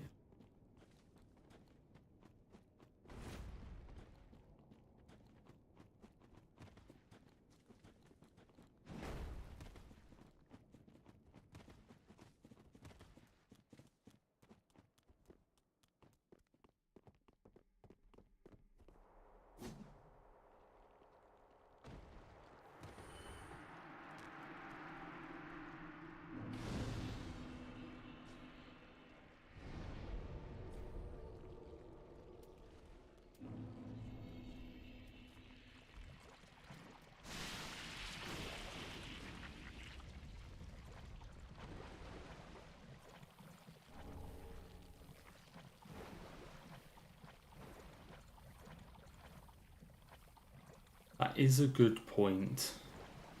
Dinosaurs should have just destroyed them easier.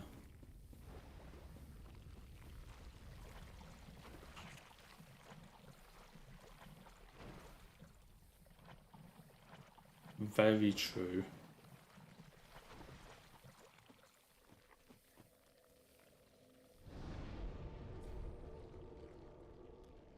I don't worry about those two though. Like you can like get them out of the way easy enough. I don't need an alluring skull for them.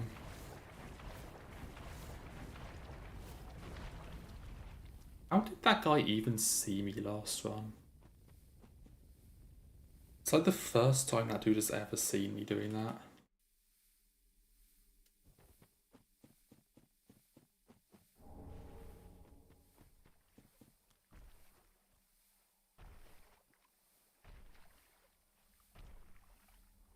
Oh, seriously, how did he notice?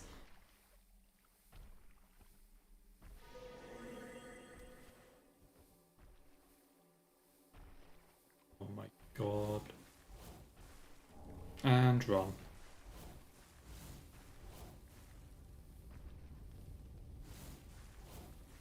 Okay, I thought he would have seen me there. Not that it's actually an issue. I'm just surprised he didn't.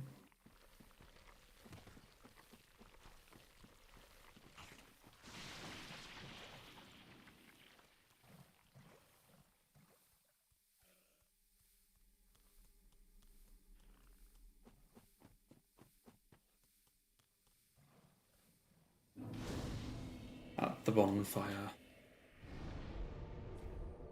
Is this the most boring swamp? I mean...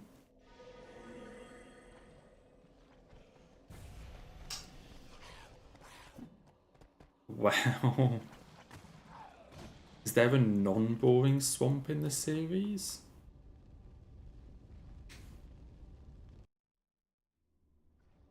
Like, okay, what are we even counting as swamps here? I assume, like, Valley of Defilement, and Demon Souls, the Blighttown Swamp, Barren Keep.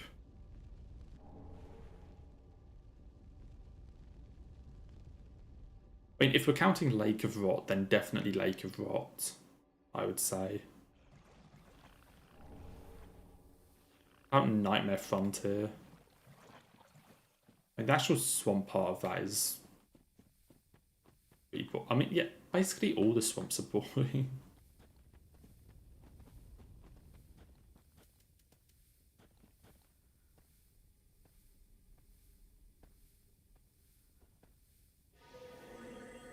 And Miyazaki would argue that there aren't enough swamps. That's what he would do. Because he just loves making poison swamps, he said it himself. He just loves doing it.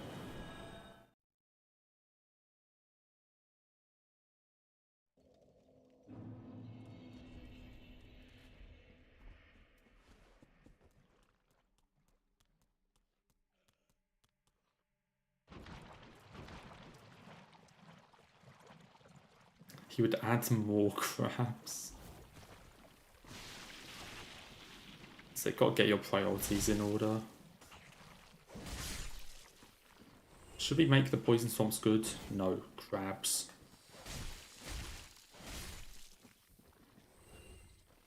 Just what the player needs.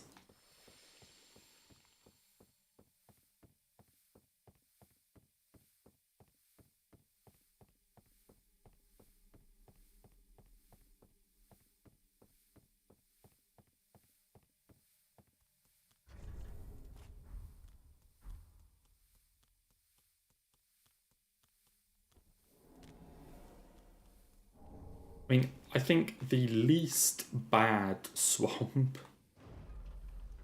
I mean, let's phrase it that way. Of the swamps, which one is the least bad?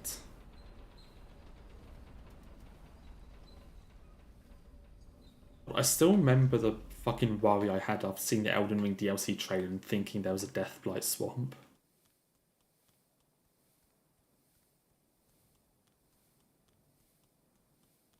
Look at sort of the putrescent night area. Thinking they're about to bust out Deathblight in a swamp.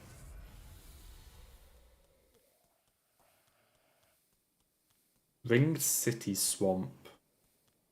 What as the least bad? No, if you count it, I would say Sekiro Poison Pool for sure. But basically for the sole reason that it's not big enough to actually get bad.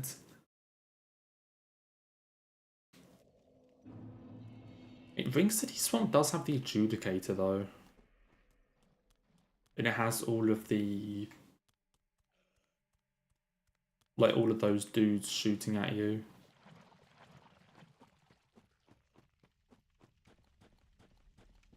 Ring City only has one swamp. I guess the Ring City DLC has two because there's one in Dreadkeep though, yeah. But the one in Dreadkeep is fucking abysmal. Because it's Poison Swamp combined with Angels.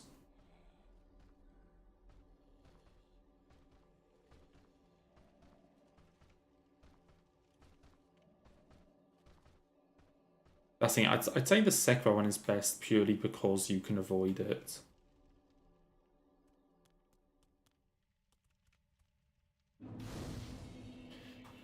I mean, there's also Harvest Valley in DS2, which honestly I think is fine.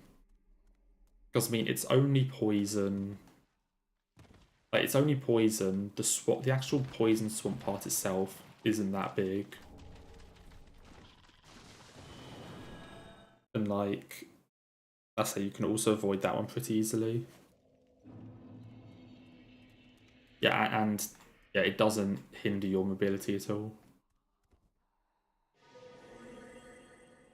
That's the thing. I can deal with a ton of enemies just fine as long as the swamp doesn't slow me down for no reason. More enemies is fine as long as you still have the same ability.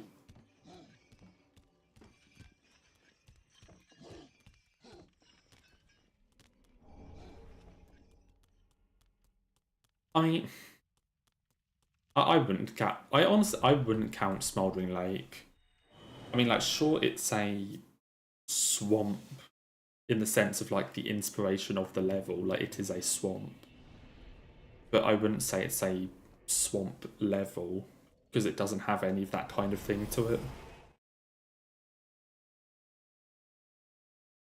So I personally wouldn't count Smoldering Lake.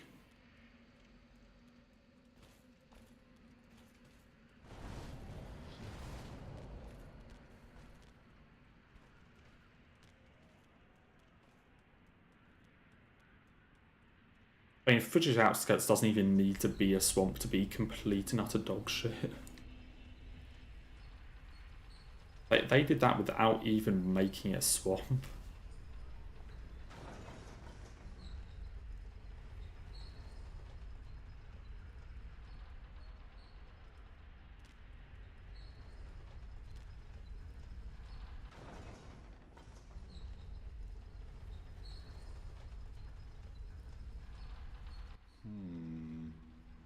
But yeah, I know Lake is a swamp. I mean, I wouldn't say it's a swamp level because it doesn't do any of the other things. Like, it doesn't hinder your movement. It doesn't have any kind of like status build up, or it doesn't look very. Honestly, it doesn't look very swampy. It doesn't even really look like there's any kind of water or anything on the ground.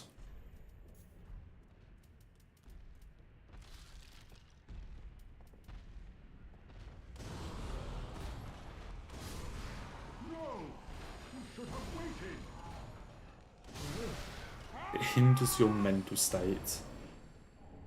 Valid. That is a valid point, yeah.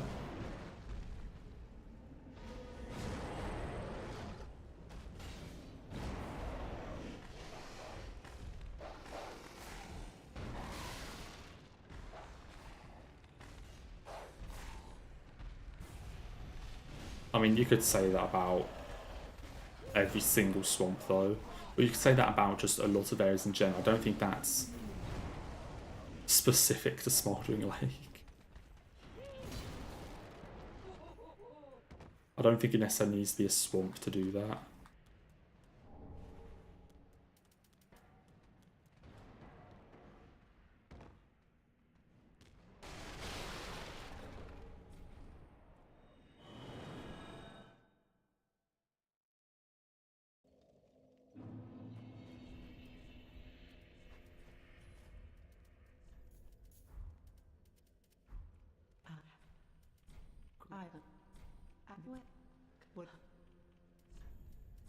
But say, if we're not counting Sekiro Poison Pool or Harvest Valley,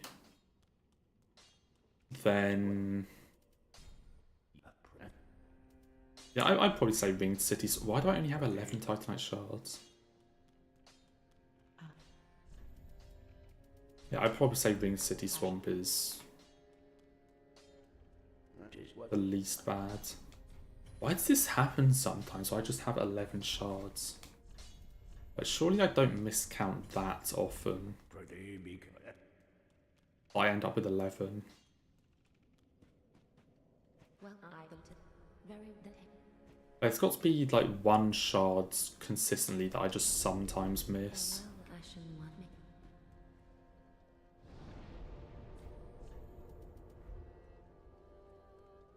One. I don't know which shard it is.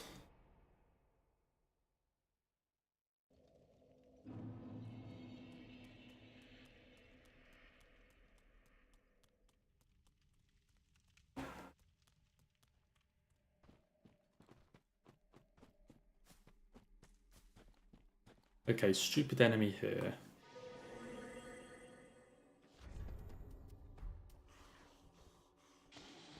And stupid enemy there.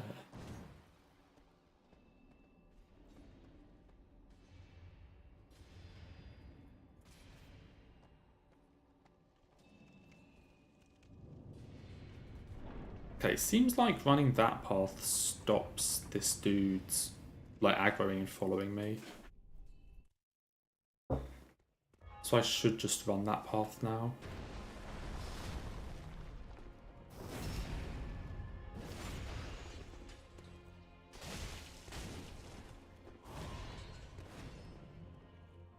Okay, what is the requirement for this guy to get up? Is it damage or time? Because maybe if I like only backstabbed the first hit on the main one that I could do it again before this dude got up.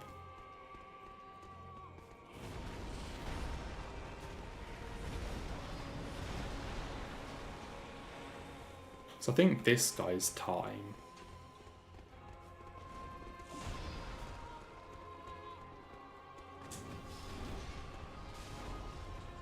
This is very good. He gave me a clone.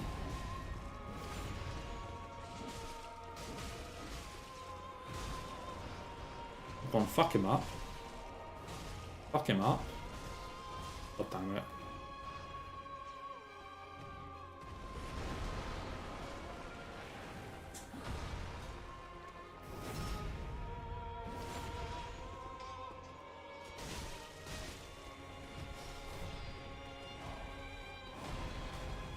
As long as the other dude isn't getting up. Oh, it didn't even matter. Painless phase 1.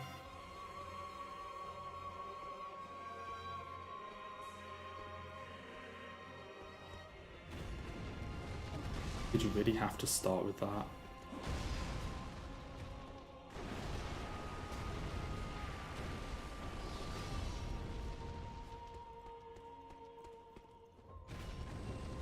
Okay, stop doing that attack when I'm not in a position to punish, please.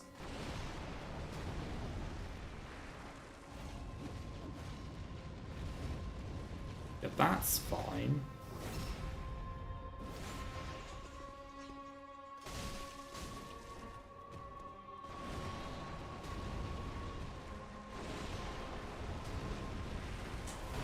Wait, you already have the must know of how to reset a time trial. How long have you been playing? Oh no.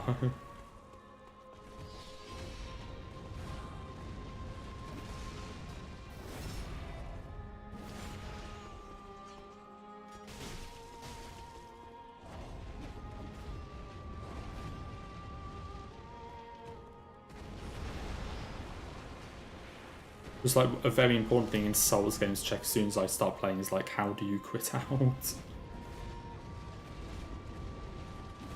What is the set of inputs to quit out?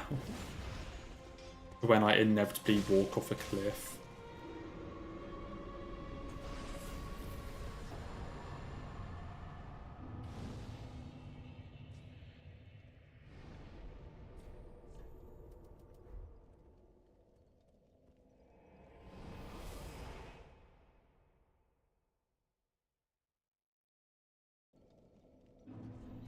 If you already know how to reset time trials, that's probably not good.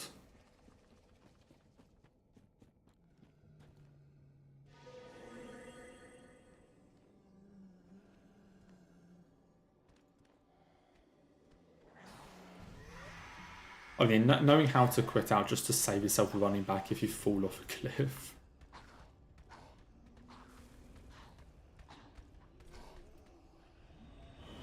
I am not fucking with that. We'll try that again.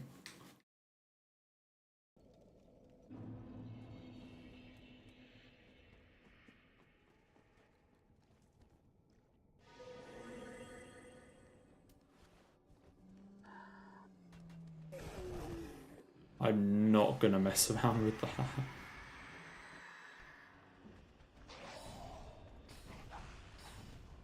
Oh yeah, for me it's muscle memory as well. I mean, in fairness, if I went and played Elden Ring now, I would probably fuck up the quit out the first couple of times just because I'm so used to DS3 quit outs at the moment. But like, I know how to do it. Like that.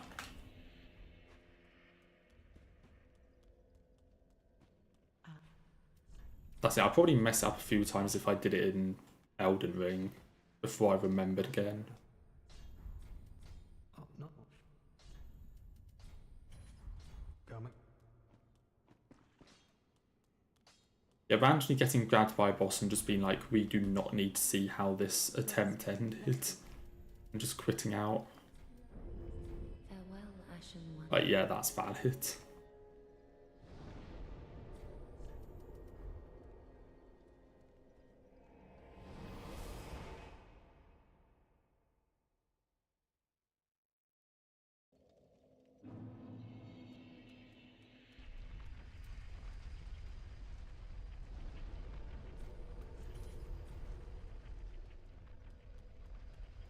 Oh, and your PS5 controller going, that's good.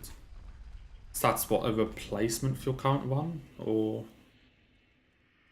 Because I know you said that your current one was having, like, issues.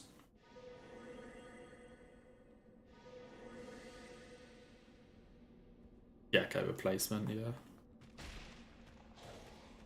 So I'm still going strong on my PS5 controller that came with the console. So it means this controller's, what, 4.5 years old. Oh, I've had it 4.5 years. Anyway, they are gonna hit me at one point.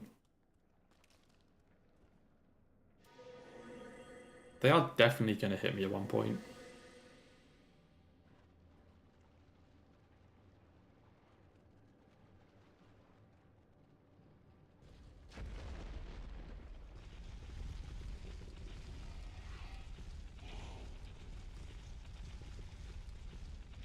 Honestly, I think it's more the fact that I just don't really notice these things or don't care enough to change them.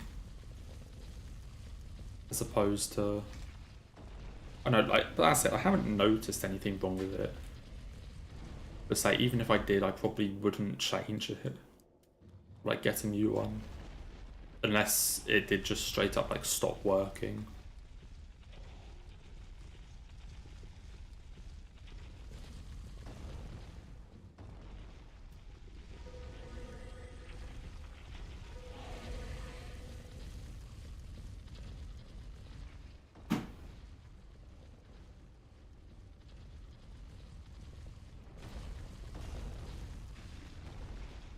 This dude doesn't see us. Okay, his hidden body wears off right as you get around that corner.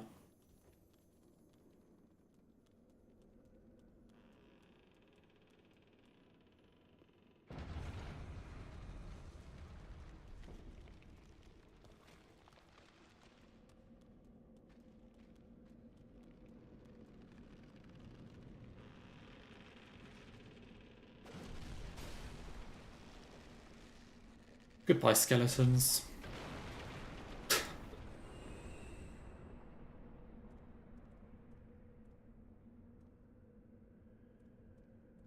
But I've died in a lot of dumb plays in these ones.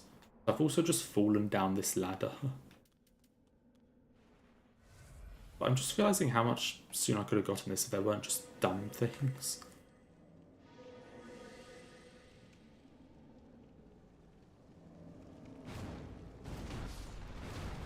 Okay, hidden body.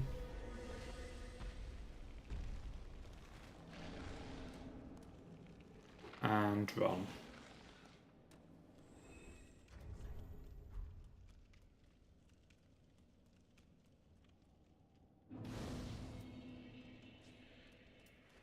Okay, back to the swamp, but not a swamp. Like I don't know. I know it's a swamp in the sense of like what it is. Yeah, I wouldn't consider this like a proper FromSoft like swamp level. Does that ballista just not know where I am?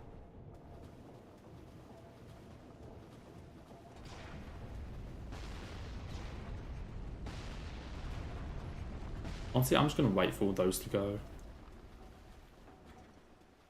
Easy glitch saves 2 seconds. What, we're glitching Mario Kart now, okay. Your first day of playing the new Mario Kart and you're already pulling out 2-second time saves with glitches.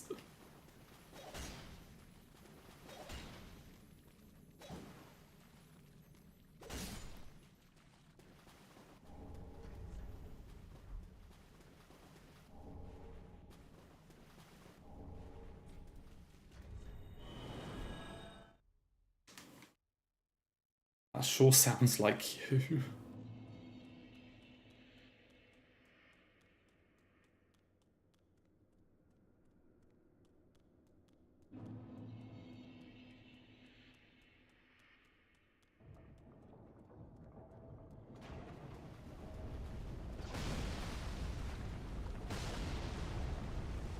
Just don't get hit by the ballista, please.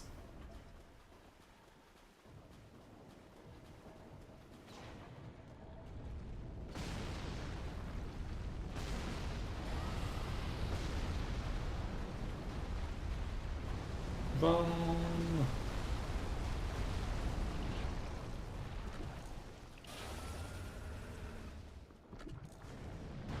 That is so much nicer than what I was doing before.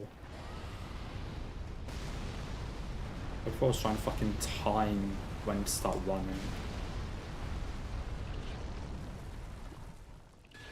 And just kind of hoping that I managed to basically blind dodge the ballista.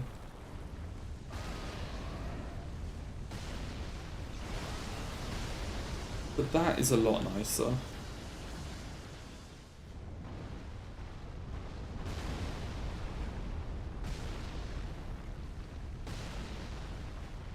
And we wait.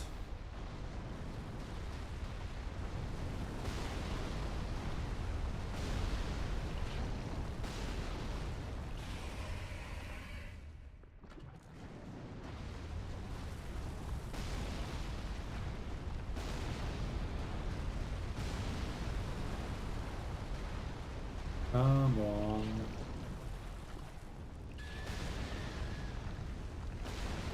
Surely that's enough. Oh yeah, it just died.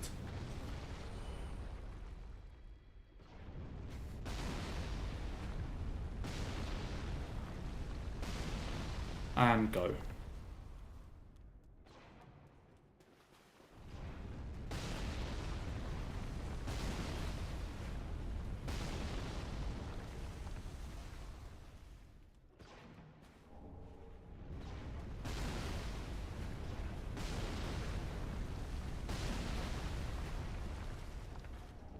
Avoid the blister.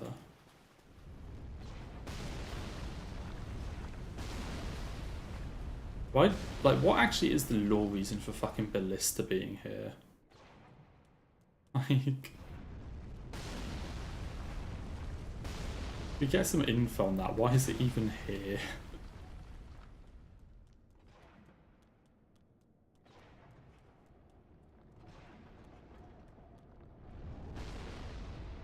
Really don't understand that one.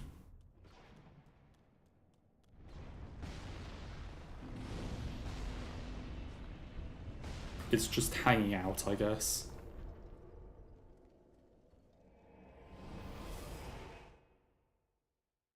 They thought it would be cool.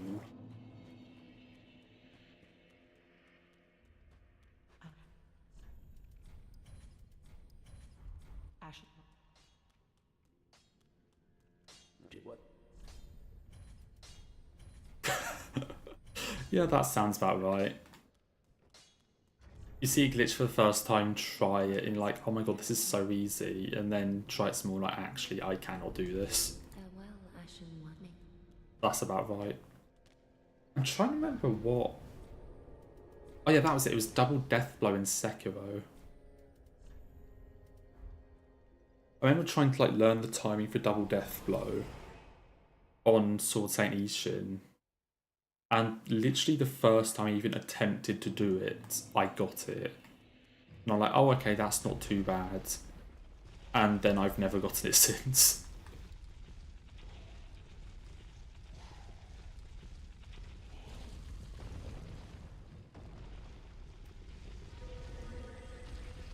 You always get that like first try luck, you know?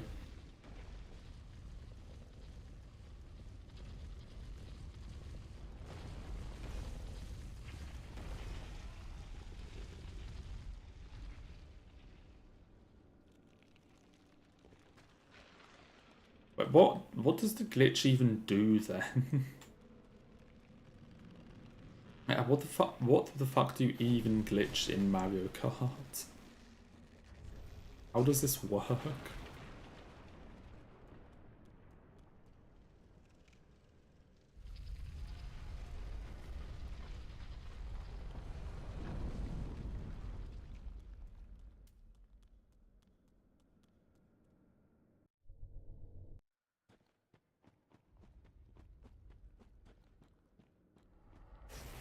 Just like go faster or some shit?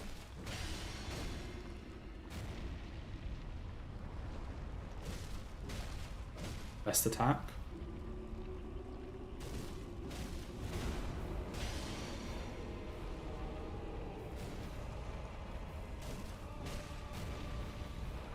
Don't get clipped by the fog.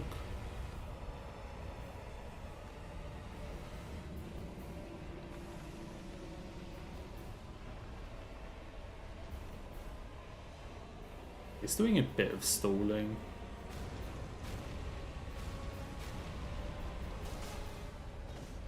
Okay, he's doing more than a bit of stalling, what the fuck? What actually spawns the skeletons in this fight?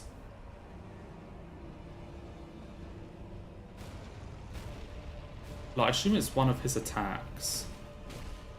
Oh my god.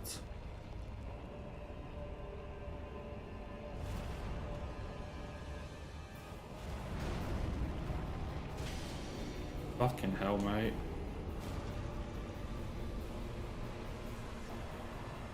I mean, we didn't get hit, but... Yeah, I don't actually know what attack spawns the skeletons.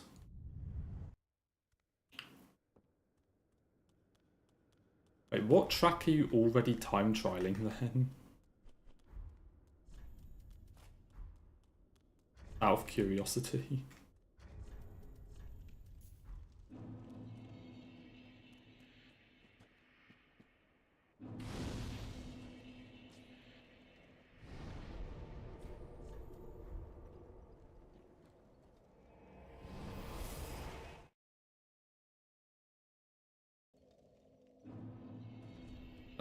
Just sell some shit. Ashen. Well, then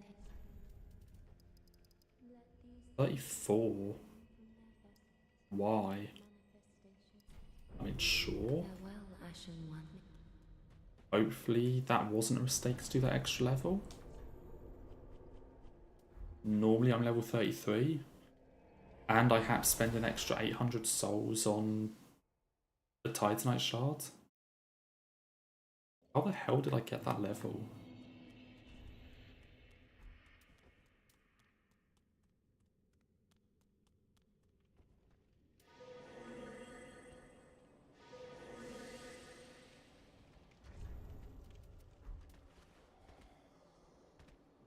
Right, here we go again.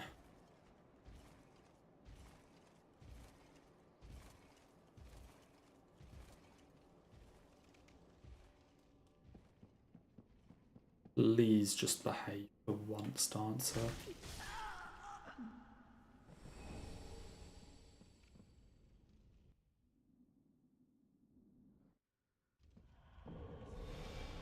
Not like last one. I don't like that attack.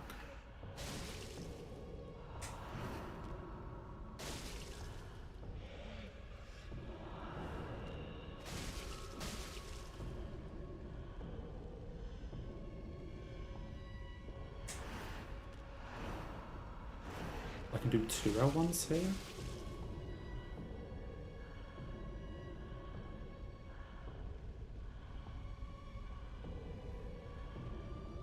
Please do something.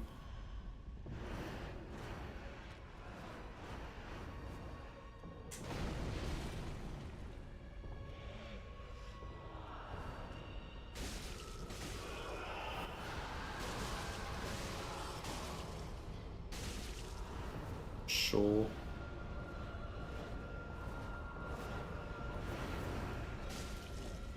Really, I missed.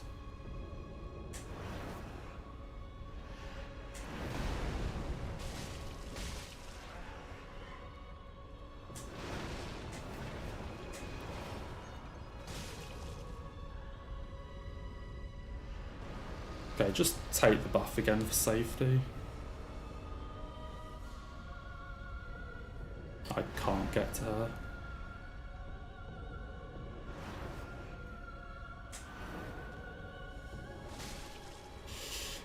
Perfect.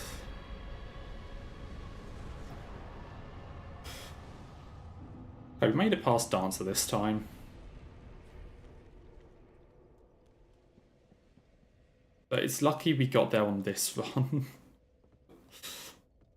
Because if we definitely made it to Dancer on last one, where my file name was literally I Hate Dancer, not convinced we would have actually beaten her.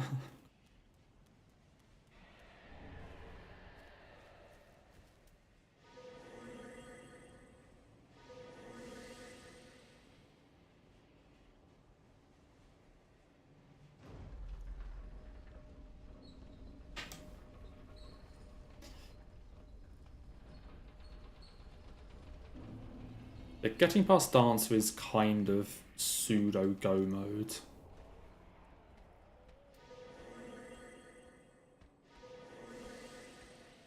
I think proper go mode of like we could actually do it is still Aldrich.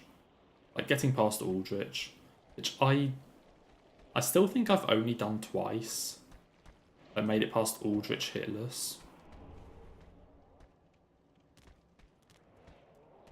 But that's definitely where it's like, okay, this is now doable.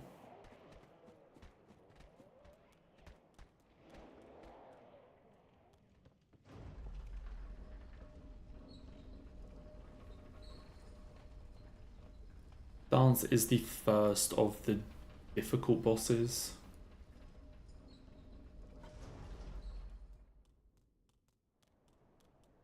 I just realised that like the 5 hardest bosses in this run basically alternating with like hard boss, then not, hard boss, then not, and so on. Because it's Dancer, Deacons, Aldrich, DSA, Cinder.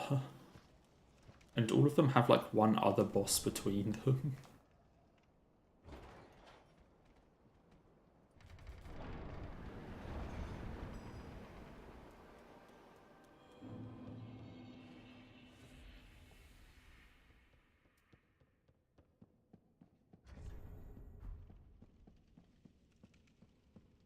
We'll just keep going. Let's not get ahead of ourselves just yet. I said we are still only on Dancer.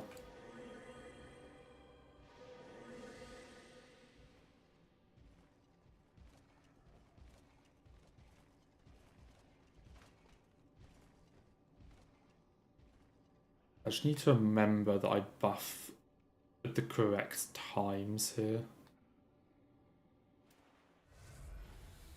for this run.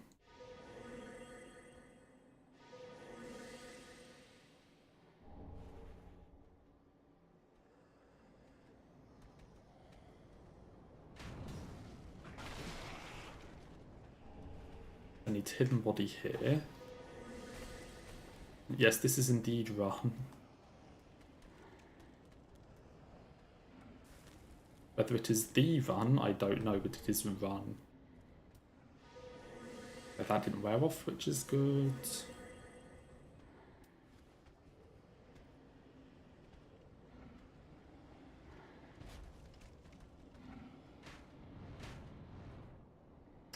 I'm always so fucking scared of those.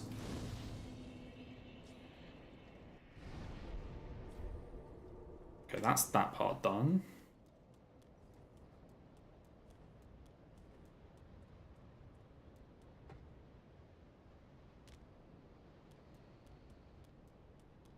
Grab these chunks.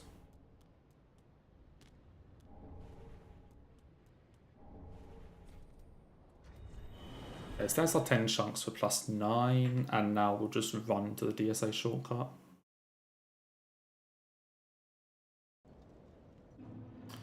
Off we go.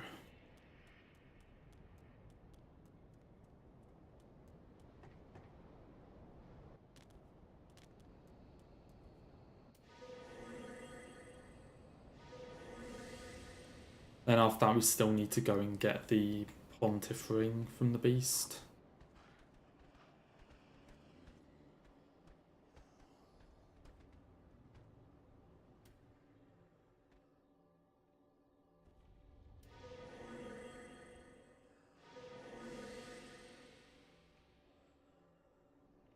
Okay, please can this one behave?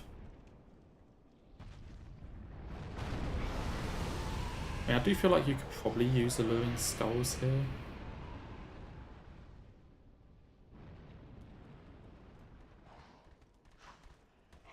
But I would imagine that's a possibility.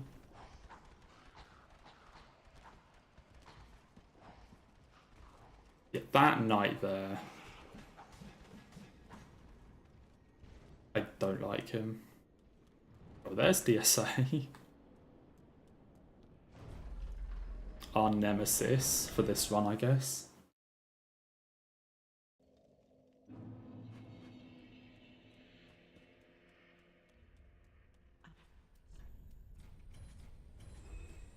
Okay, purchase. Some of those, some of those, tower key. Ashen. Did what? Predict. Well, that No, I don't want strength. farewell, Ashen One.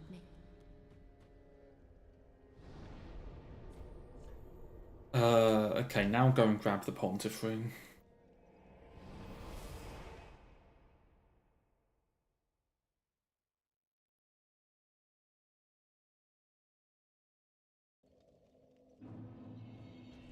So take that off, take that.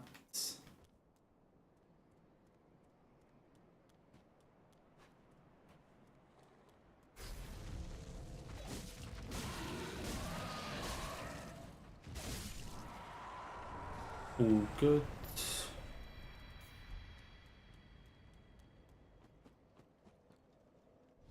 I think I can get another level out of this. I can't remember how much it is at this point. Well, that Oh, yeah, I can. farewell, Ashen One.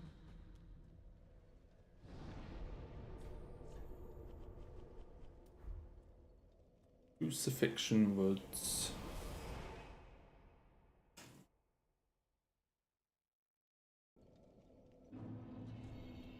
Hello, Dave.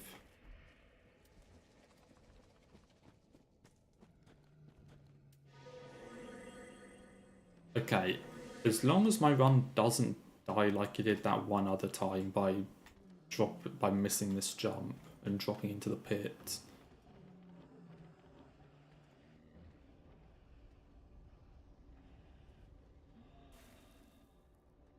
Yes, I am Amber. That's my actual name. I just put on target shield.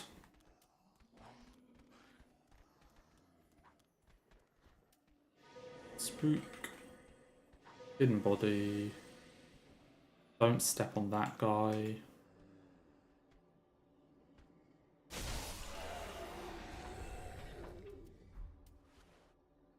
Okay, all good.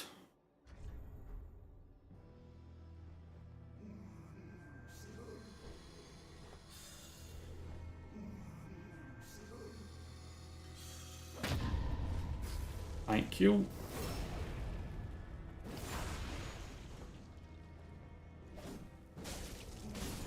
And dead.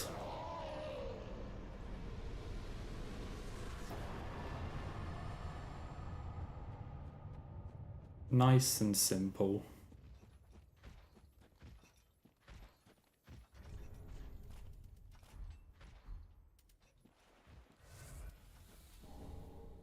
Thank you for the drinking slide tonight.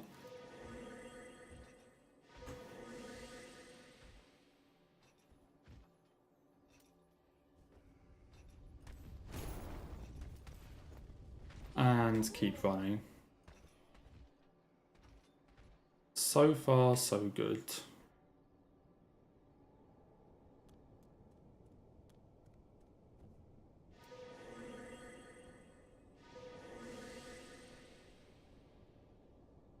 This is at least, I think, the third or fourth time since returning that I've made it to Cathedra on Zero.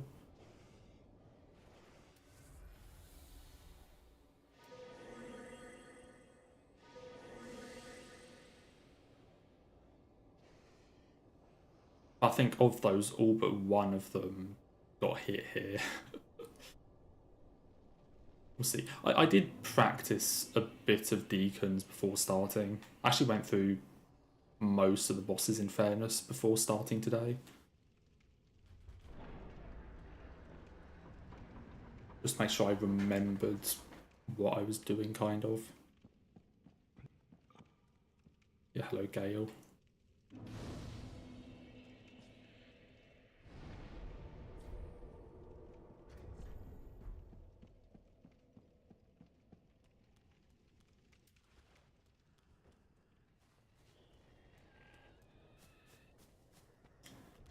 Okay, hardest running section of the game. Here we go.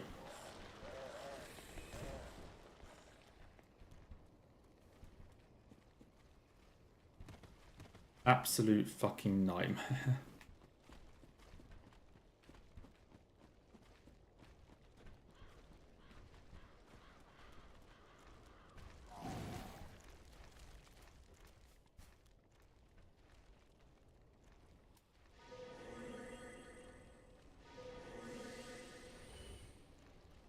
Actually, honestly, this would be the area. Like earlier when I was mentioning about if you could pick one area in one boss where hits just didn't count. Honestly, I pick this as the area. Definitely Soul of Cinder as the boss, but...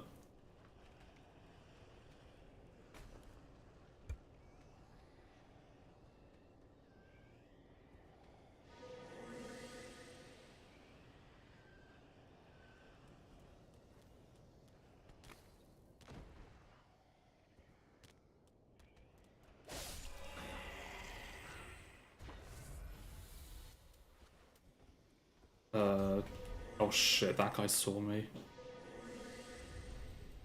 I don't have skulls on. I might be in trouble here.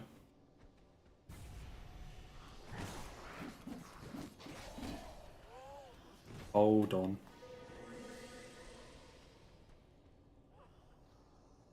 Okay, my hidden body didn't wear off.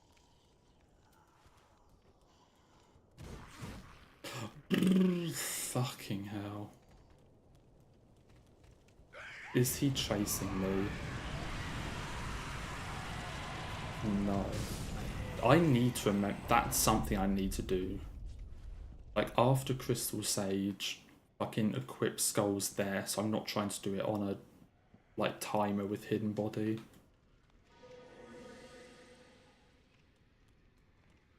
Like, after Crystal Sage, just sort it out.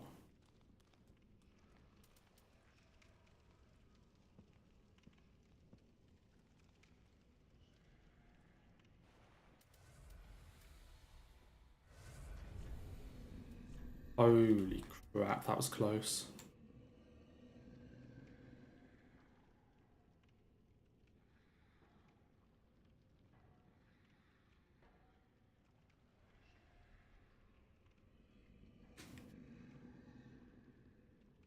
Okay, can this thing get out of my camera?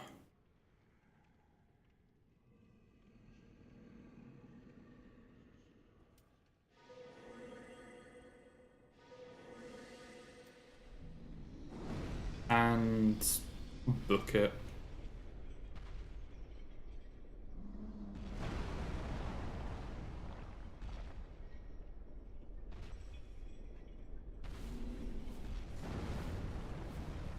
Just go.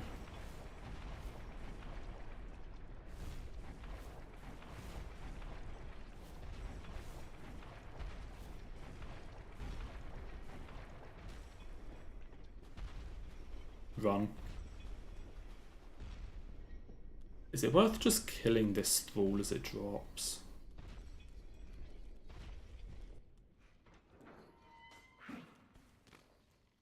Honestly, I can't imagine it would hurt to just kill that dude as he falls down.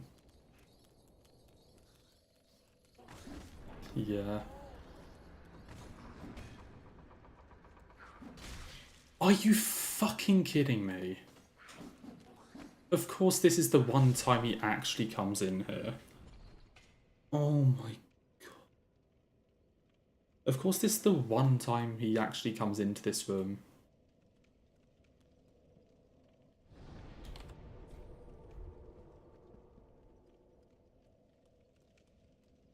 Fuck's sake. Just why?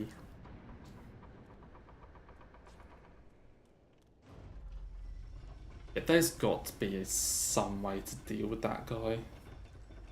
You probably can just kill him as he's dropping. I probably should.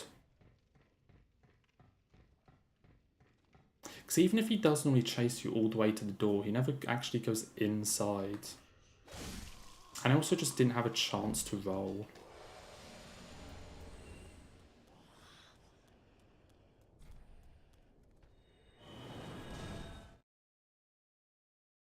I hate this game.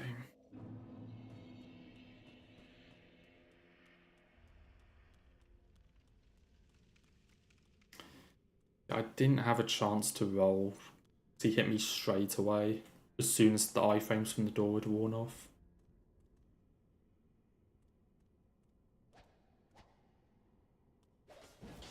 God fucking damn it.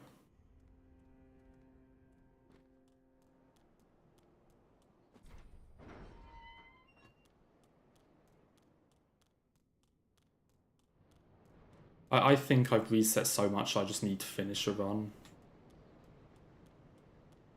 I just need to play the whole thing. So we will keep going.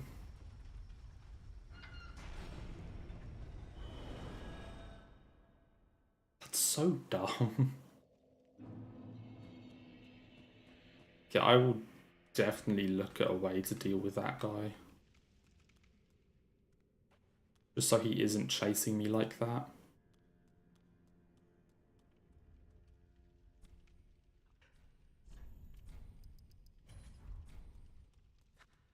That's such a shit way to lose a run.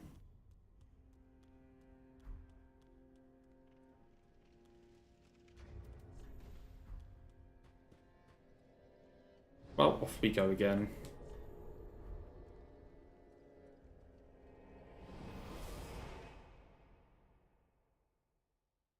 Okay, I swear to God, if this is a one-hit run and that is the one hit, I will be pissed. Like, DSA I can deal with. But if that is what a one-hit is, then...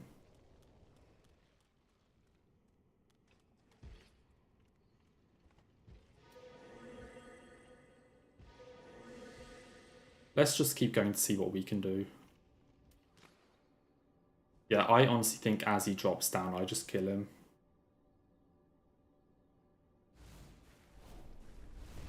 Because hopefully the troll won't be able to get me from that point.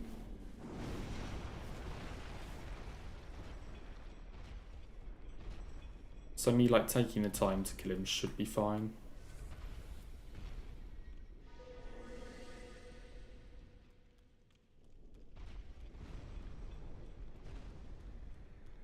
A good job, Rens.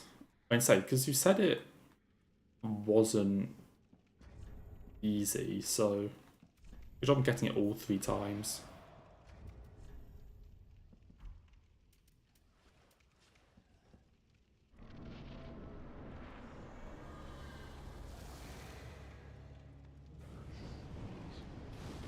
Oh my god, who the fuck was aiming at me?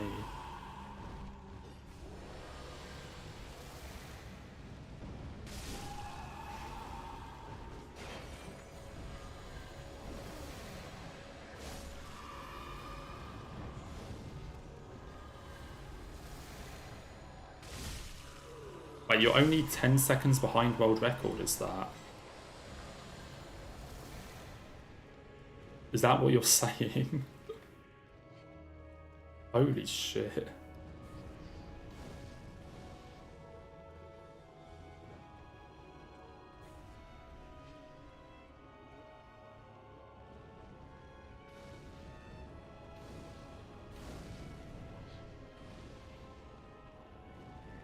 Okay, I guess in... Okay, yeah, I'm thinking this the wrong way around. I guess in Mario Kart, 10 seconds is a lot.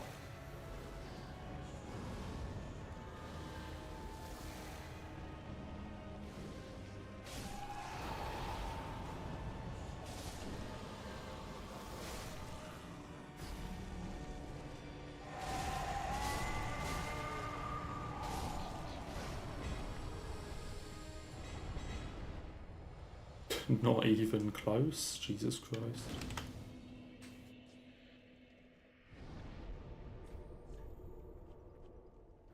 Okay, actually, yeah, that's a valid way to look at it. That's 3.3 seconds a lap.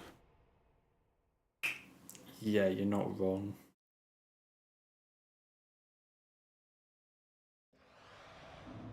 I mean, still though, day 1 of you playing it, like...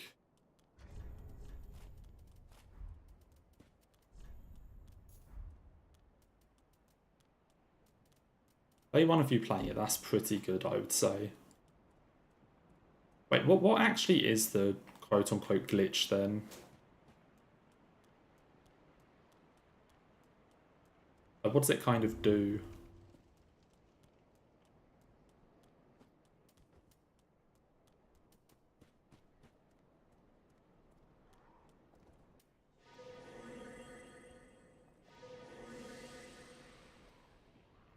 DSA is Dragon Slayer armor.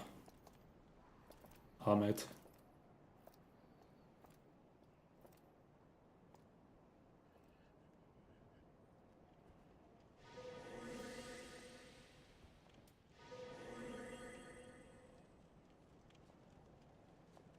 I just need to get past this group. Yeah, it's just a lot easier than typing it out in full.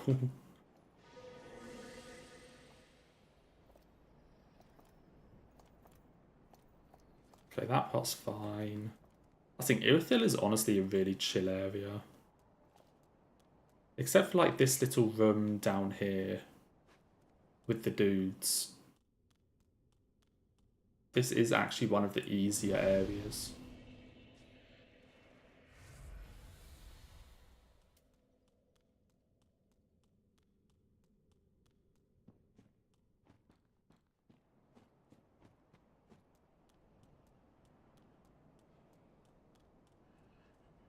In best case scenario would actually be if Irithyll and Grand Archives were like the last two areas.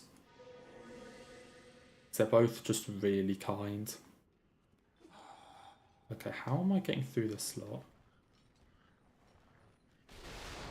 Like that.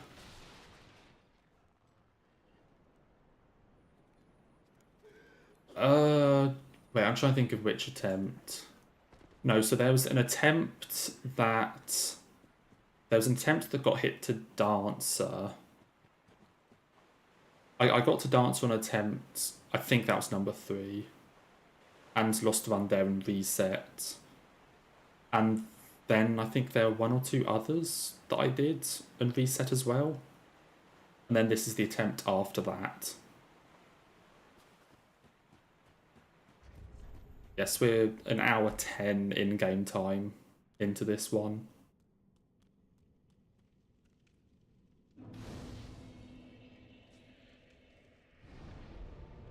So it hasn't taken us like an hour and a half to go from Dancer to Irithyll.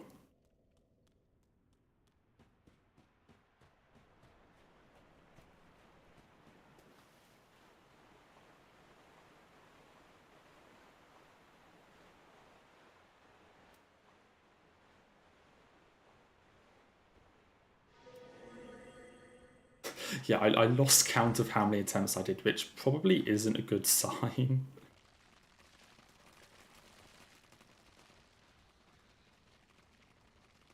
Probably not a good sign if I'm literally losing count of how many attempts. It's like there were 1 or 2 attempts between that one and this one.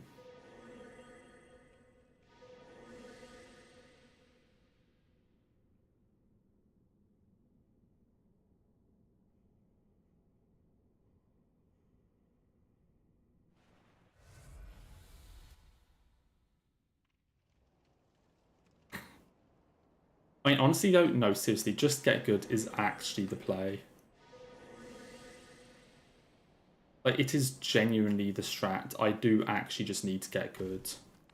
Like, can that dog not randomly decide it actually knows where I am?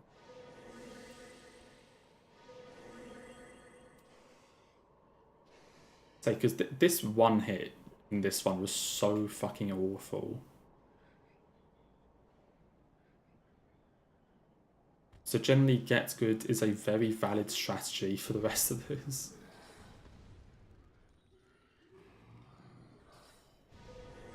But that's why I don't spook there, so that I can...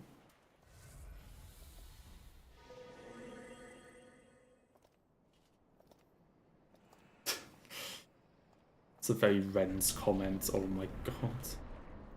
Right, target shield. Lightning thing on. I've got rings on.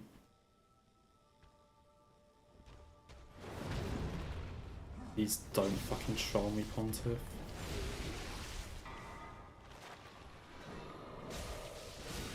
He just trolled me. I think I missed an L1. We might be in trouble.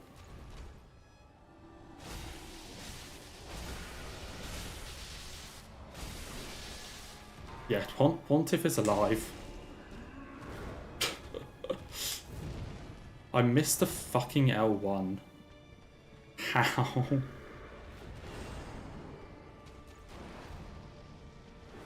How the hell did I miss an L1? And I died. That's so dumb. Not the Pontiff incident again. Oh, god damn it.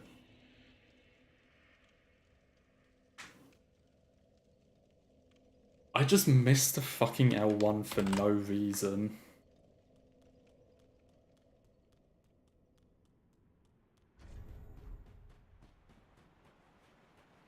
Oh no, lightning still works really well, and also I just fucked up. Oh, that can't make enough of a difference, surely. Surely the fact I didn't take my staff off doesn't make enough of a difference to Flinzwing that would have killed.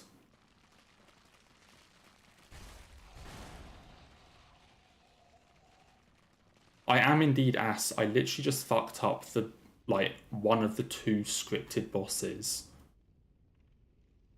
I am indeed ass, yes.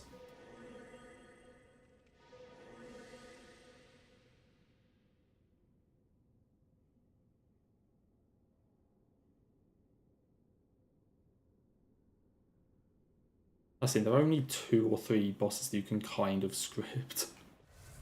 And I just messed it up.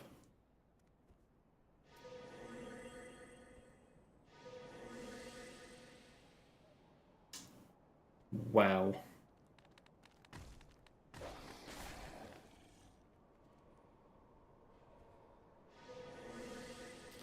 Let's try that again.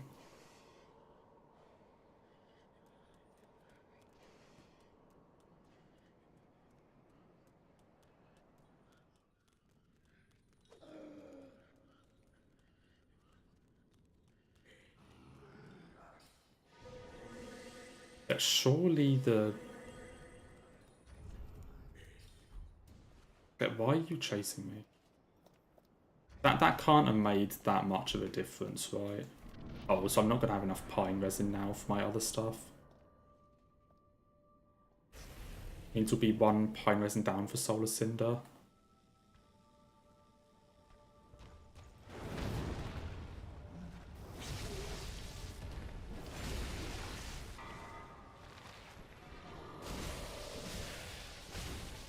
Yeah, that's what I was supposed to do. But I only got 2 L1s.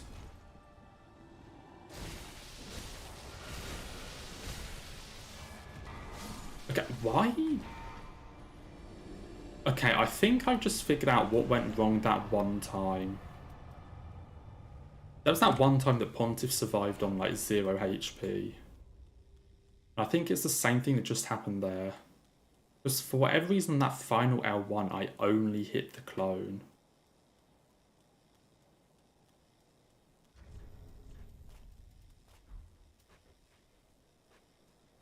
I don't know how, but Pontiff just didn't get hit by that final L1 I did.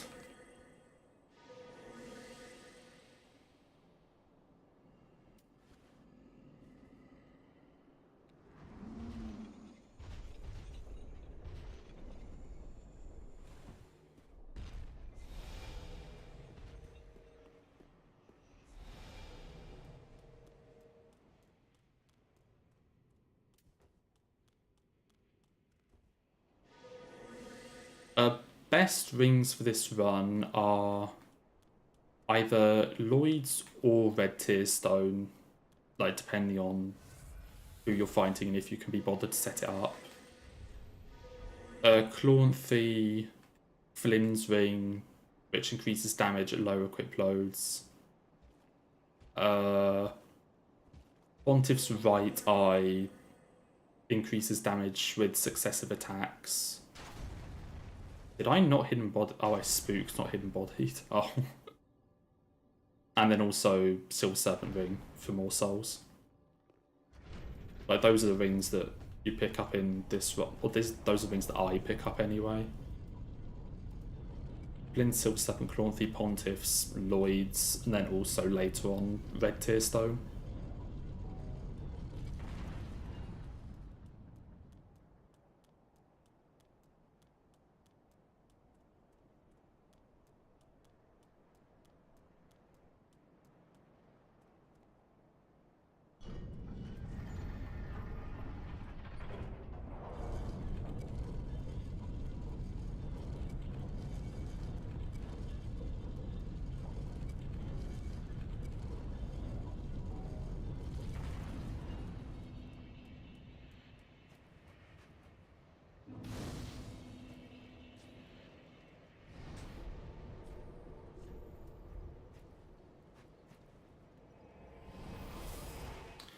I mean, Pontiff Ring's fine, it's also easy to get. Because it's the dude on the bridge that you want to kill anyway.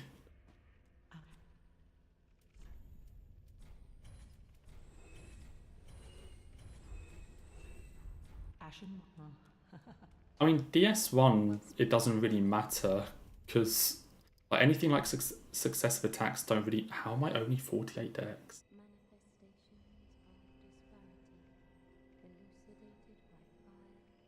Did I not pick my souls up?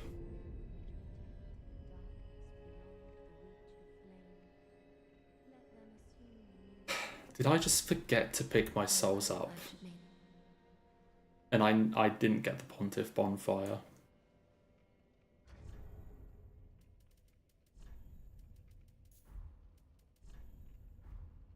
Well.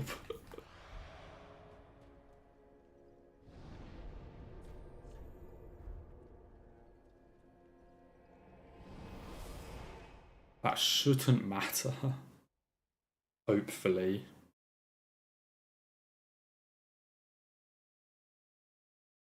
I'm hoping that doesn't matter at all. I don't see why it should do. 48 versus 49 decks shouldn't make a difference.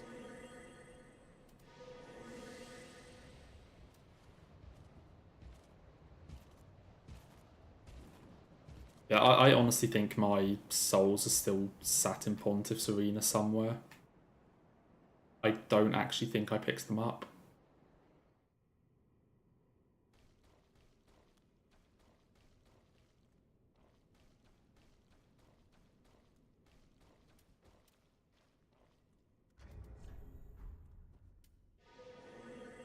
Okay, fun part.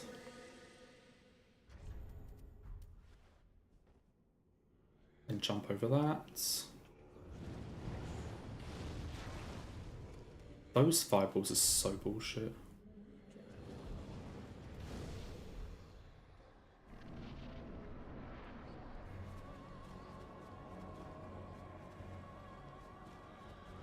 I mean, okay, we're going to find out what the damage difference is.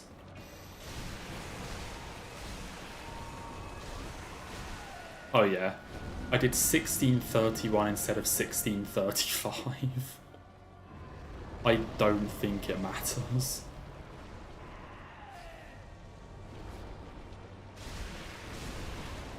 I'm bad at Aldrich. That is not the attack I thought that was. Fuck. I thought Aldrich was doing a different attack.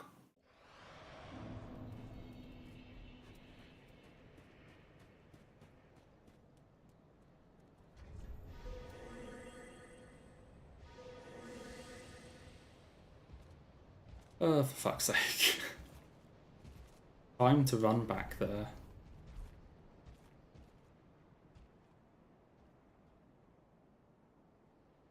Gwendolyn moment.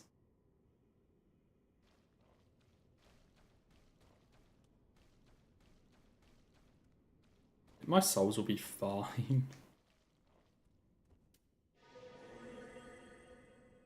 Because there's one attack he has where he does just basically do what he did there, but then just stops. But there's also this attack where he kind of cuts back on himself. And I did not notice that part. Oh, my souls are literally just on the way to him. That's nice.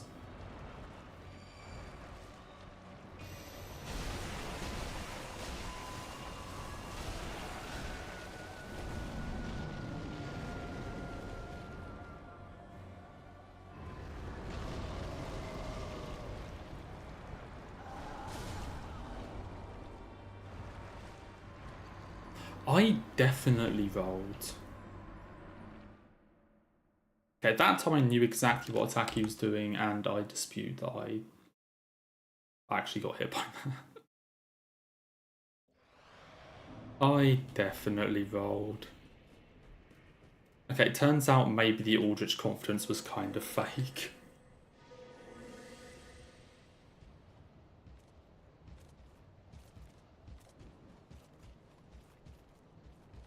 That was not the best.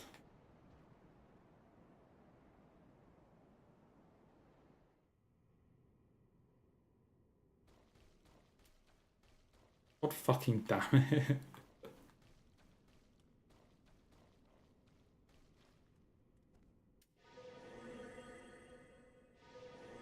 Okay, confidence wasn't fake, just the skill. Thanks, that Marina.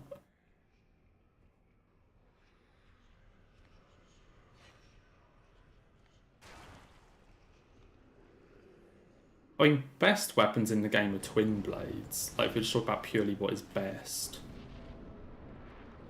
What weapon is my favourite is Frida's Great Scythe.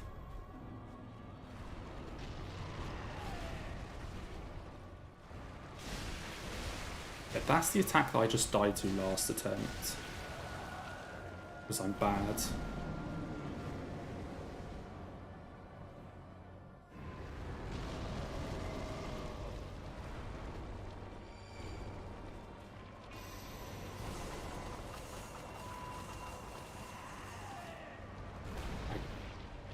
I can't remember if that's a good attack or not. Maybe it is.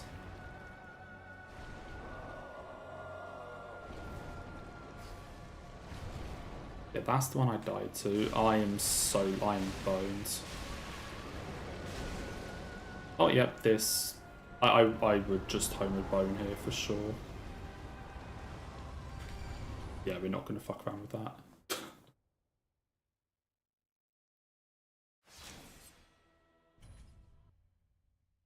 I mean, you can buff them, they attack very quickly. Like, they do a lot of damage, they can stance break relatively well.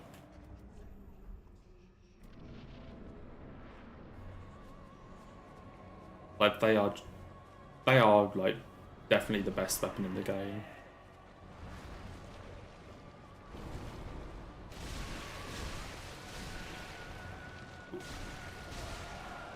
And why did I do so much less damage there? I clearly missed an L1 somewhere.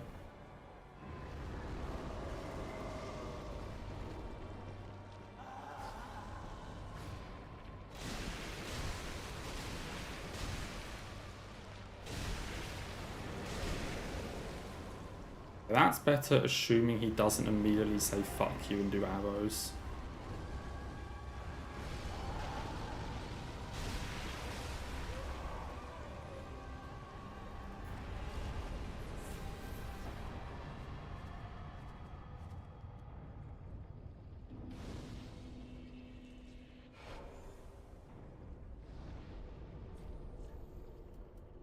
Yeah, they basically worked out the twin blades damage, went, yeah, that's fine, and forgot the fact that they worked out the damage like each individual sorted or something. I mean, the SA's weapon might have the highest damage per hit, but twin blades attack really, really quickly. And also hit twice every time you swing. DSA's weapon takes a very long time to swing.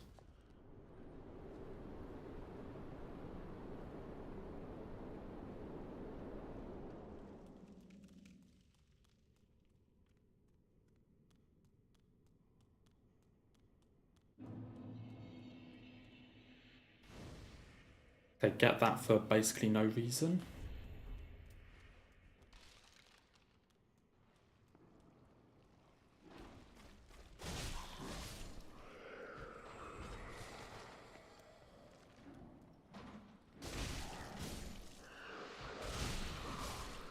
Like, in the time it takes you to do a charged R2 with DSA's weapon, you could do like 3 L1s with twin blades.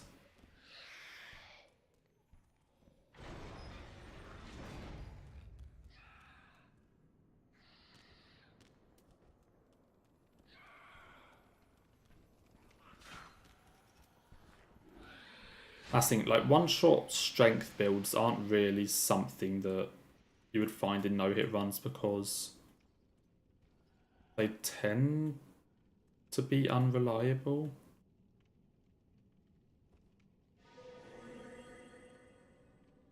Like, you won't always be able to actually get it off before you get hit kind of thing. So generally in no-hits you want something that it's faster, but basically, you know, hits quicker so that you can dodge faster. You know, you're not committed to an attack for as long.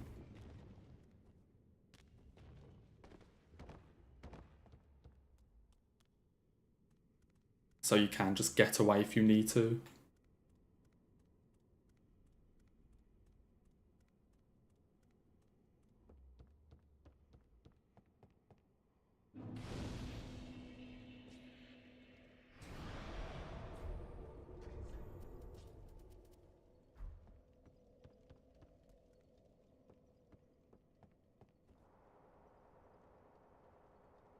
And also twin blades are just really easy to get. I mean, if you want, you can get them with one of the starting classes. And even if not, but I picked them up later in the run, but later in the run is still after 2 bosses.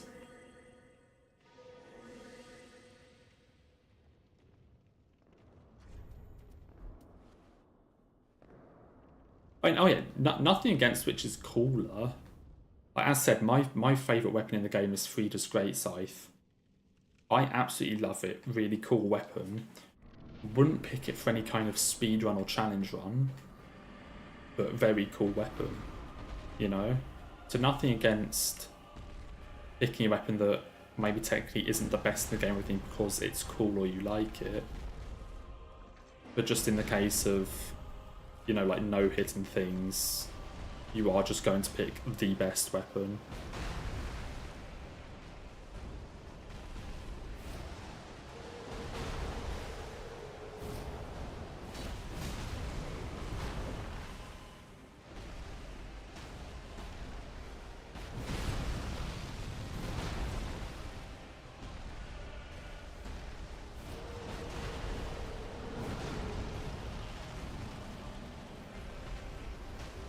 That's a risk.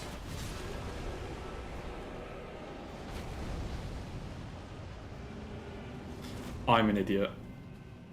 Well, we're fighting phase 2 for longer than I wanted. I pressed the wrong button. I didn't get the free third hit.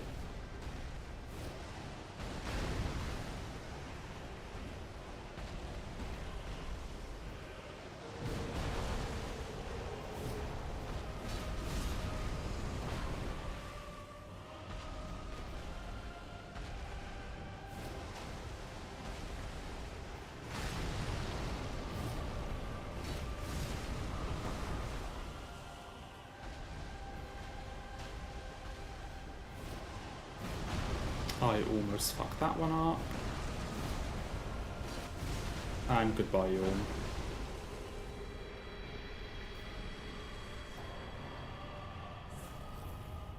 At least we can do that, boss. Yeah, so far. So the Deacon's enemy hit was dumb. Both Pontiff hits were incredibly dumb, and both Aldrich hits were dumb skill issues. So far we're going well.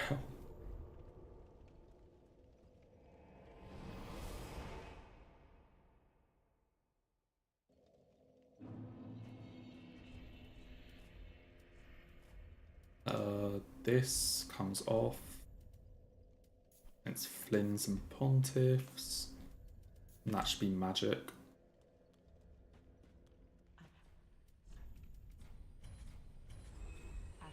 I think I just level.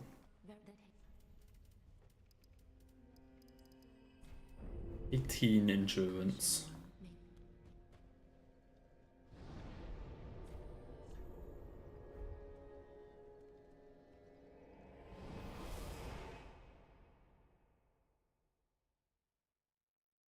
Those first 3 hits this run still piss me off. Like 2 on Aldrich is kind of like, yeah, whatever, it's Aldrich. The one on the enemy in Cathedral was incredibly dumb, and I will actually just have 1 or 2 goes at seeing if it's okay to just kill that enemy. And then the 2 to Pontiff was absolute skill issue.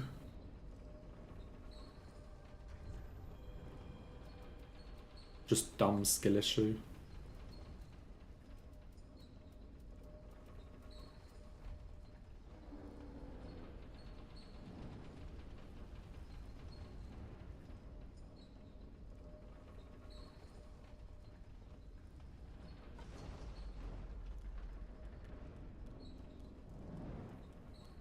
Okay, go and pick up Red Tear Stone. So that's the thing, I could get this before Sage. I could actually, if there was somewhere to set it up, use this for Sage Deacon's Pontiff Aldrich. I don't think I would want to do it for Aldrich. Because with my levels and with Lloyd's Sword, I have the perfect amount of damage for not triggering phase 2. I guess maybe there'd be a different combo you could do with Red Tear Stone.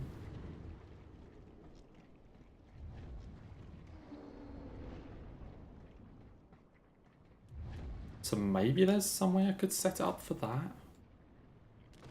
I don't know where you would set it up though in Anor Londo. I actually put the fucking ring on before you go into the fight.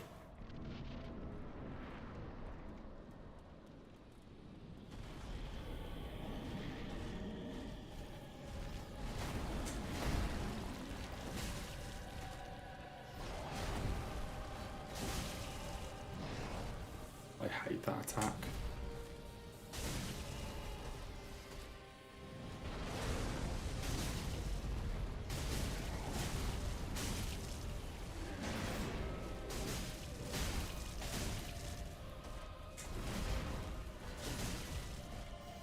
Come on, just give me one more.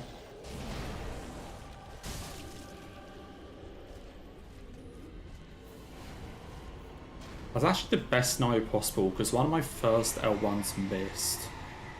Which actually meant I got a tiny bit extra damage before he went phase 2. Which does actually matter. Because that tiny bit of damage means I only need to get like 1 hit in phase 2 instead of 2. So it honestly means less potential stalling. Wait. 1, 2. Actually, no, I can take that off for now. Leave that on. I can't remember what you do. Actually, no, I want fucking Lloyd's Sword on to actually kill the bugger.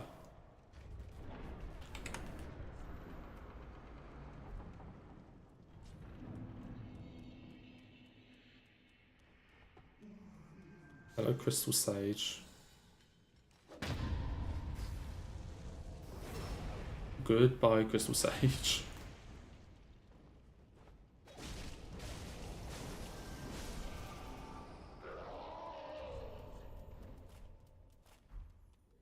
You know, hello, Benny.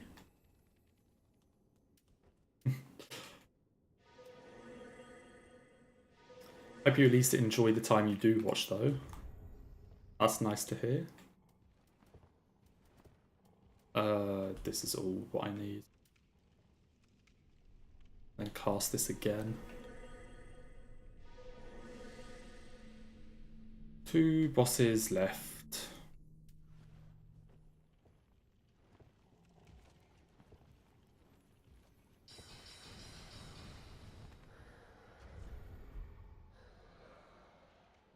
Oh, actually, I drink here, don't I?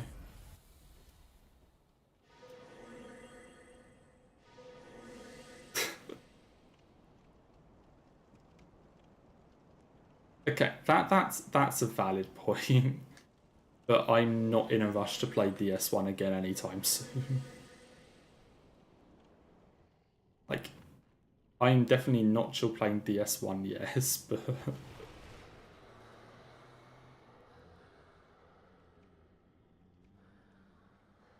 I see, I'm not rushing back to play that game.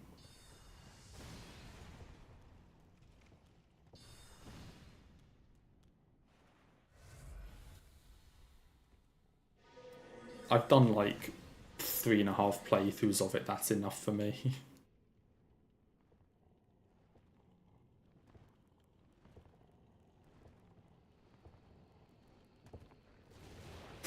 I mean, just because I did good on the SR1 one doesn't mean I was chill about it. It doesn't mean I was chill about it. Let's be realistic.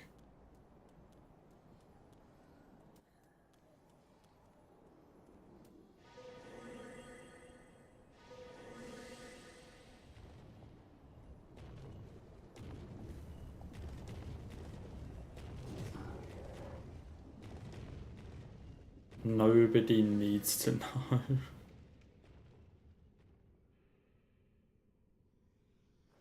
Let's just say I did not have a fun time with manners.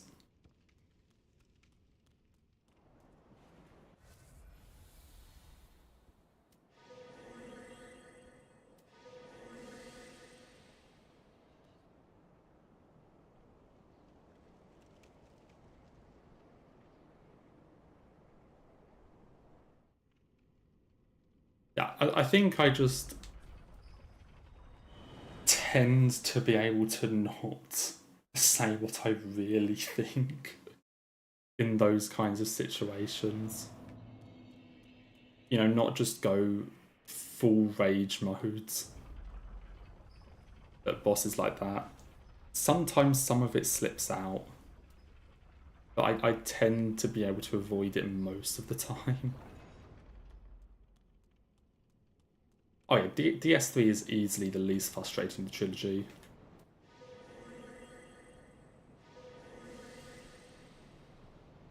But also just because it's, you know, it's the smoothest to play and the most responsive of the three. So it's far less likely for you to like die or something and it's actually like the game. It's less likely to be the game being bullshit in DS3.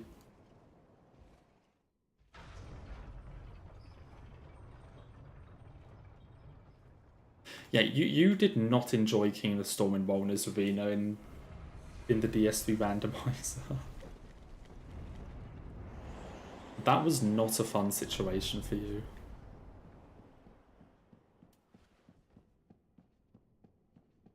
Hello, Lothric. I'm just stopping by.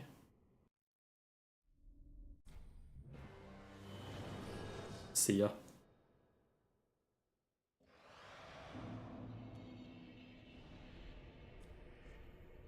I didn't want to go to Grand Archives, whatever.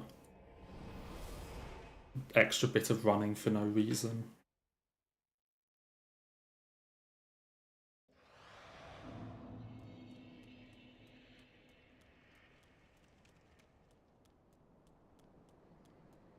Oh yeah, King of the Storm is already annoying. But then in Walner's Arena, yeah. I think I fought Midir in Walner's Arena, that was also a pain. It's just because his arena's on a massive slope that most of the bosses just kind of don't work. Most bosses just really do not work if when fought on a slope.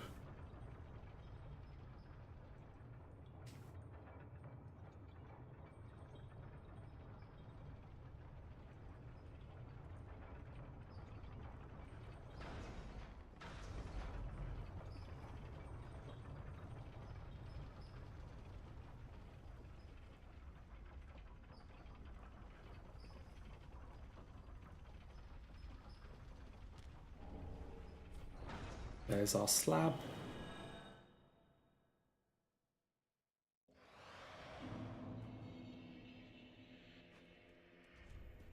Oh yeah, there is actually a lot of grass in Walner's Arena. It's just because it's mostly very dark. Like, you might see something just kind of pop in front of the camera, but you probably wouldn't immediately be like, oh, that's grass kind of thing. Can I find 5k from somewhere? Probably not.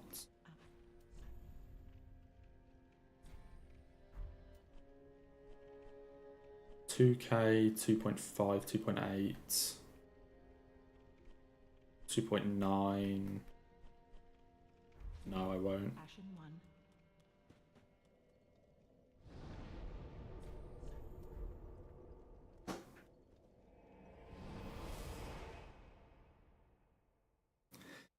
Yeah, I said you wouldn't notice it normally, but when you have a bloody wyvern or whatever in there that just lights up the floor.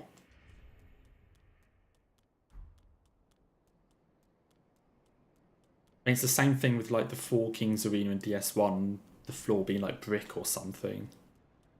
Because you just don't see it because it's dark normally.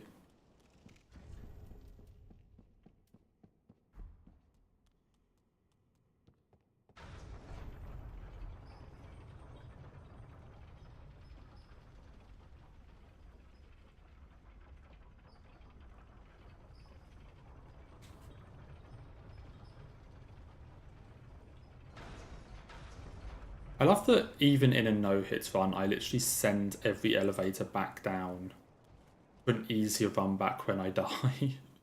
Even though it's literally a no-hit run. Okay, time to look at the character for a bit. Hello.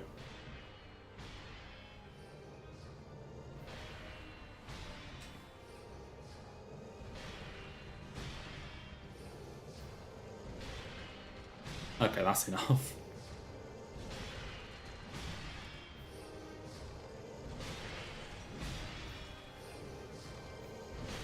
Oh yeah, the camera is the real boss. Always the camera.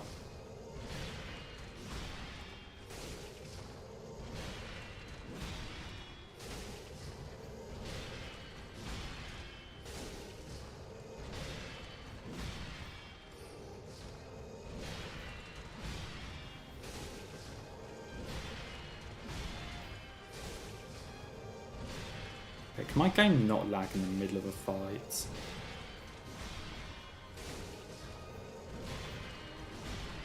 That'd be very appreciated.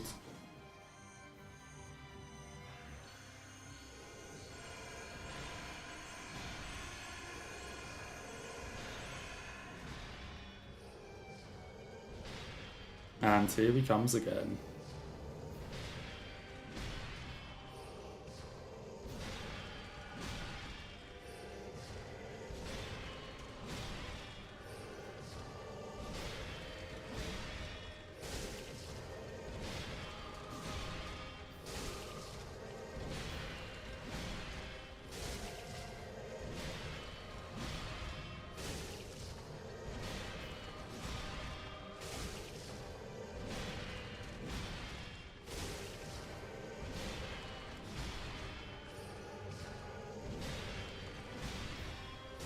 Yeah, honestly, this is such a fun cheese. It's so dumb. It's really good. Yeah, Bale's camera definitely can be an issue, yeah.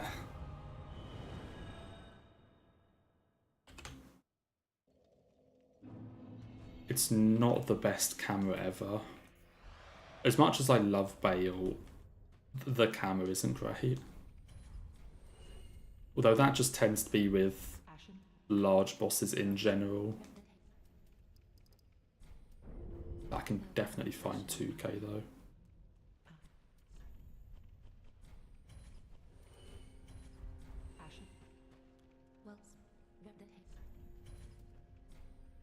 I'm literally missing like 50 souls, god damn it.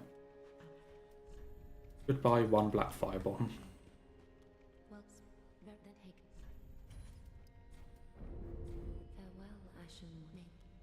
Insert ad here.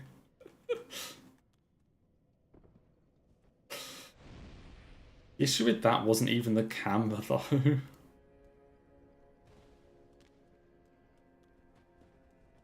I fucking did that run in December.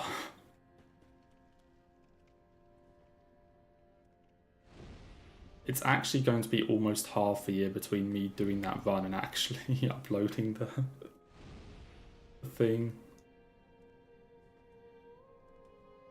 Yeah, I think you should at least be able to lock onto his legs or something.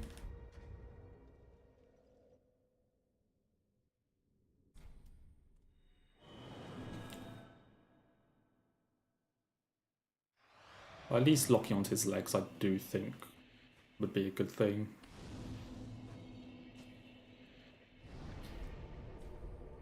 Okay, right, because I fucked up Pontiff, I only have one gold pine resin.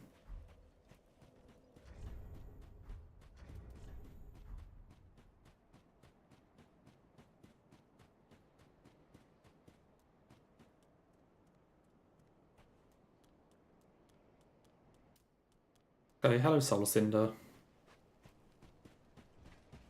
Watch him get clapped by the first attack he does.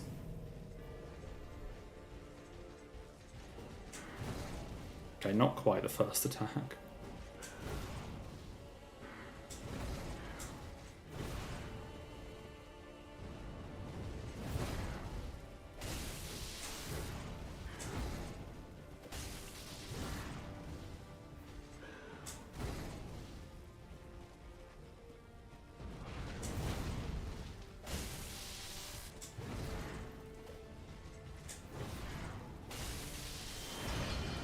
What's that? Spear.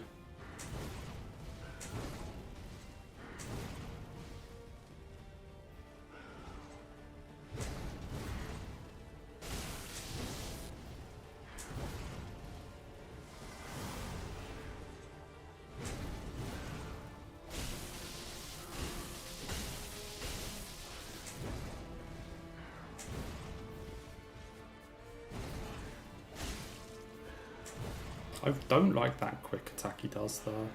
I really don't like this attack.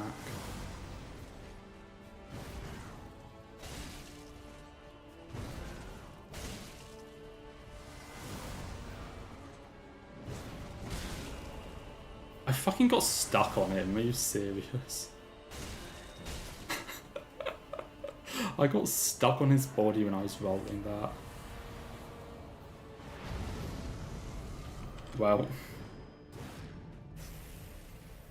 Mate, I'm over here.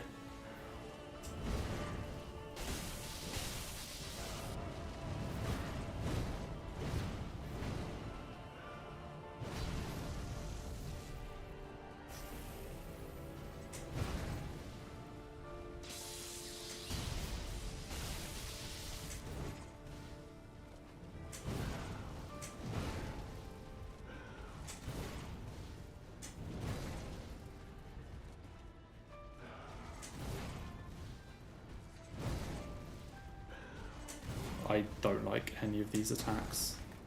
And then the attack I do like I miss. Perfect.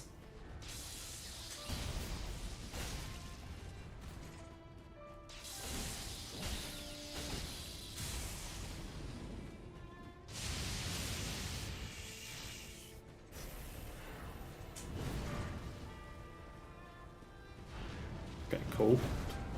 Keep stalling.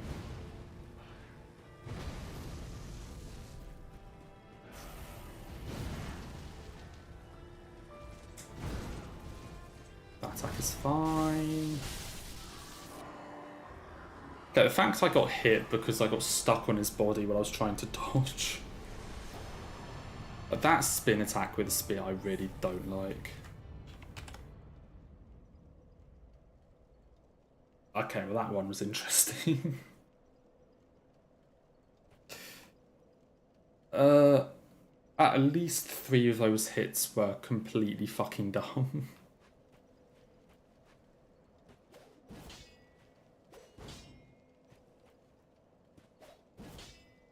The first 3 hits were all super dumb. And then the 2 on Aldrich and the 1 Cinder were kind of skill issues.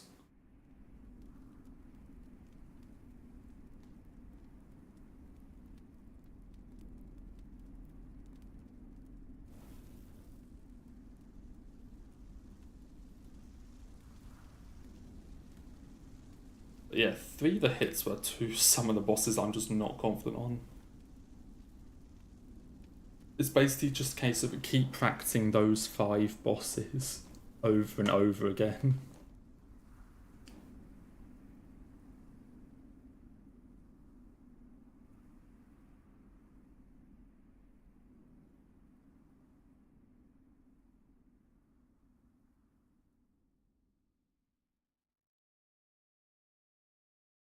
I can't remember how many of these runs I did about 11 months ago. Or a year ago even. So I took about a year-long break, about an 11-month break from this. And I want to say, when I came back to this, it was already on run like 58 or something. It was in like the mid-high 50s.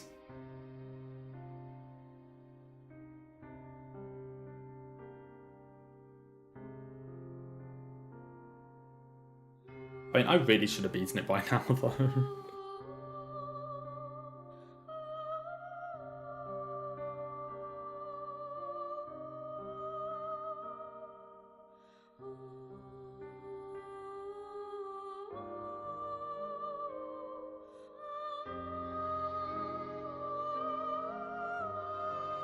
I mean, the fact I enjoy the game carries it a long way, but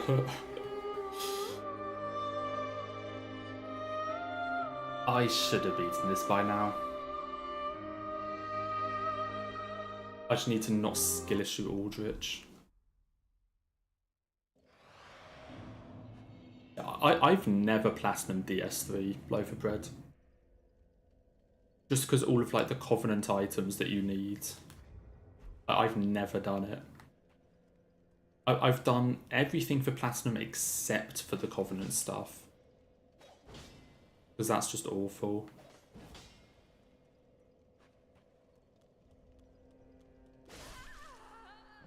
So I just felt like doing that.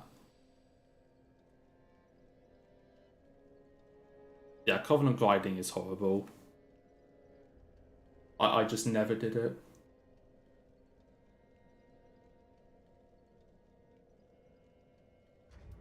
Let's say I am going to stop there today. We won't do another one. Let's see, DS2 and Scholar, I've platinumed both of them and grinded both of them. I only did 5 runs today. That actually kind of surprises me.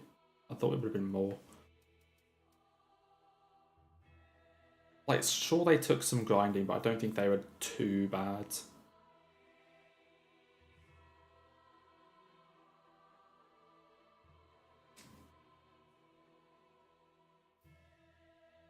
Yeah, hopefully you'll enjoy Elden Ring. It's really, really fun. Let's say I'm going to be done for today. No stream tomorrow because I'm doing family stuff.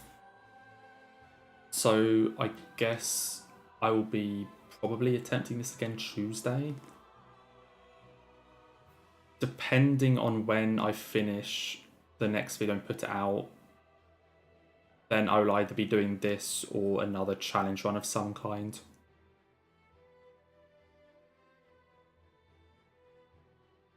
But yeah, so whatever it is, it will be Tuesday.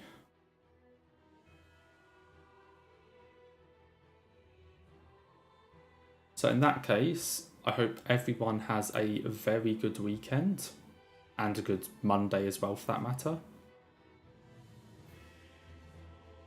And we will do some more Tuesday. So until then, take care everyone, have a nice rest of your Friday, and bye bye, take care.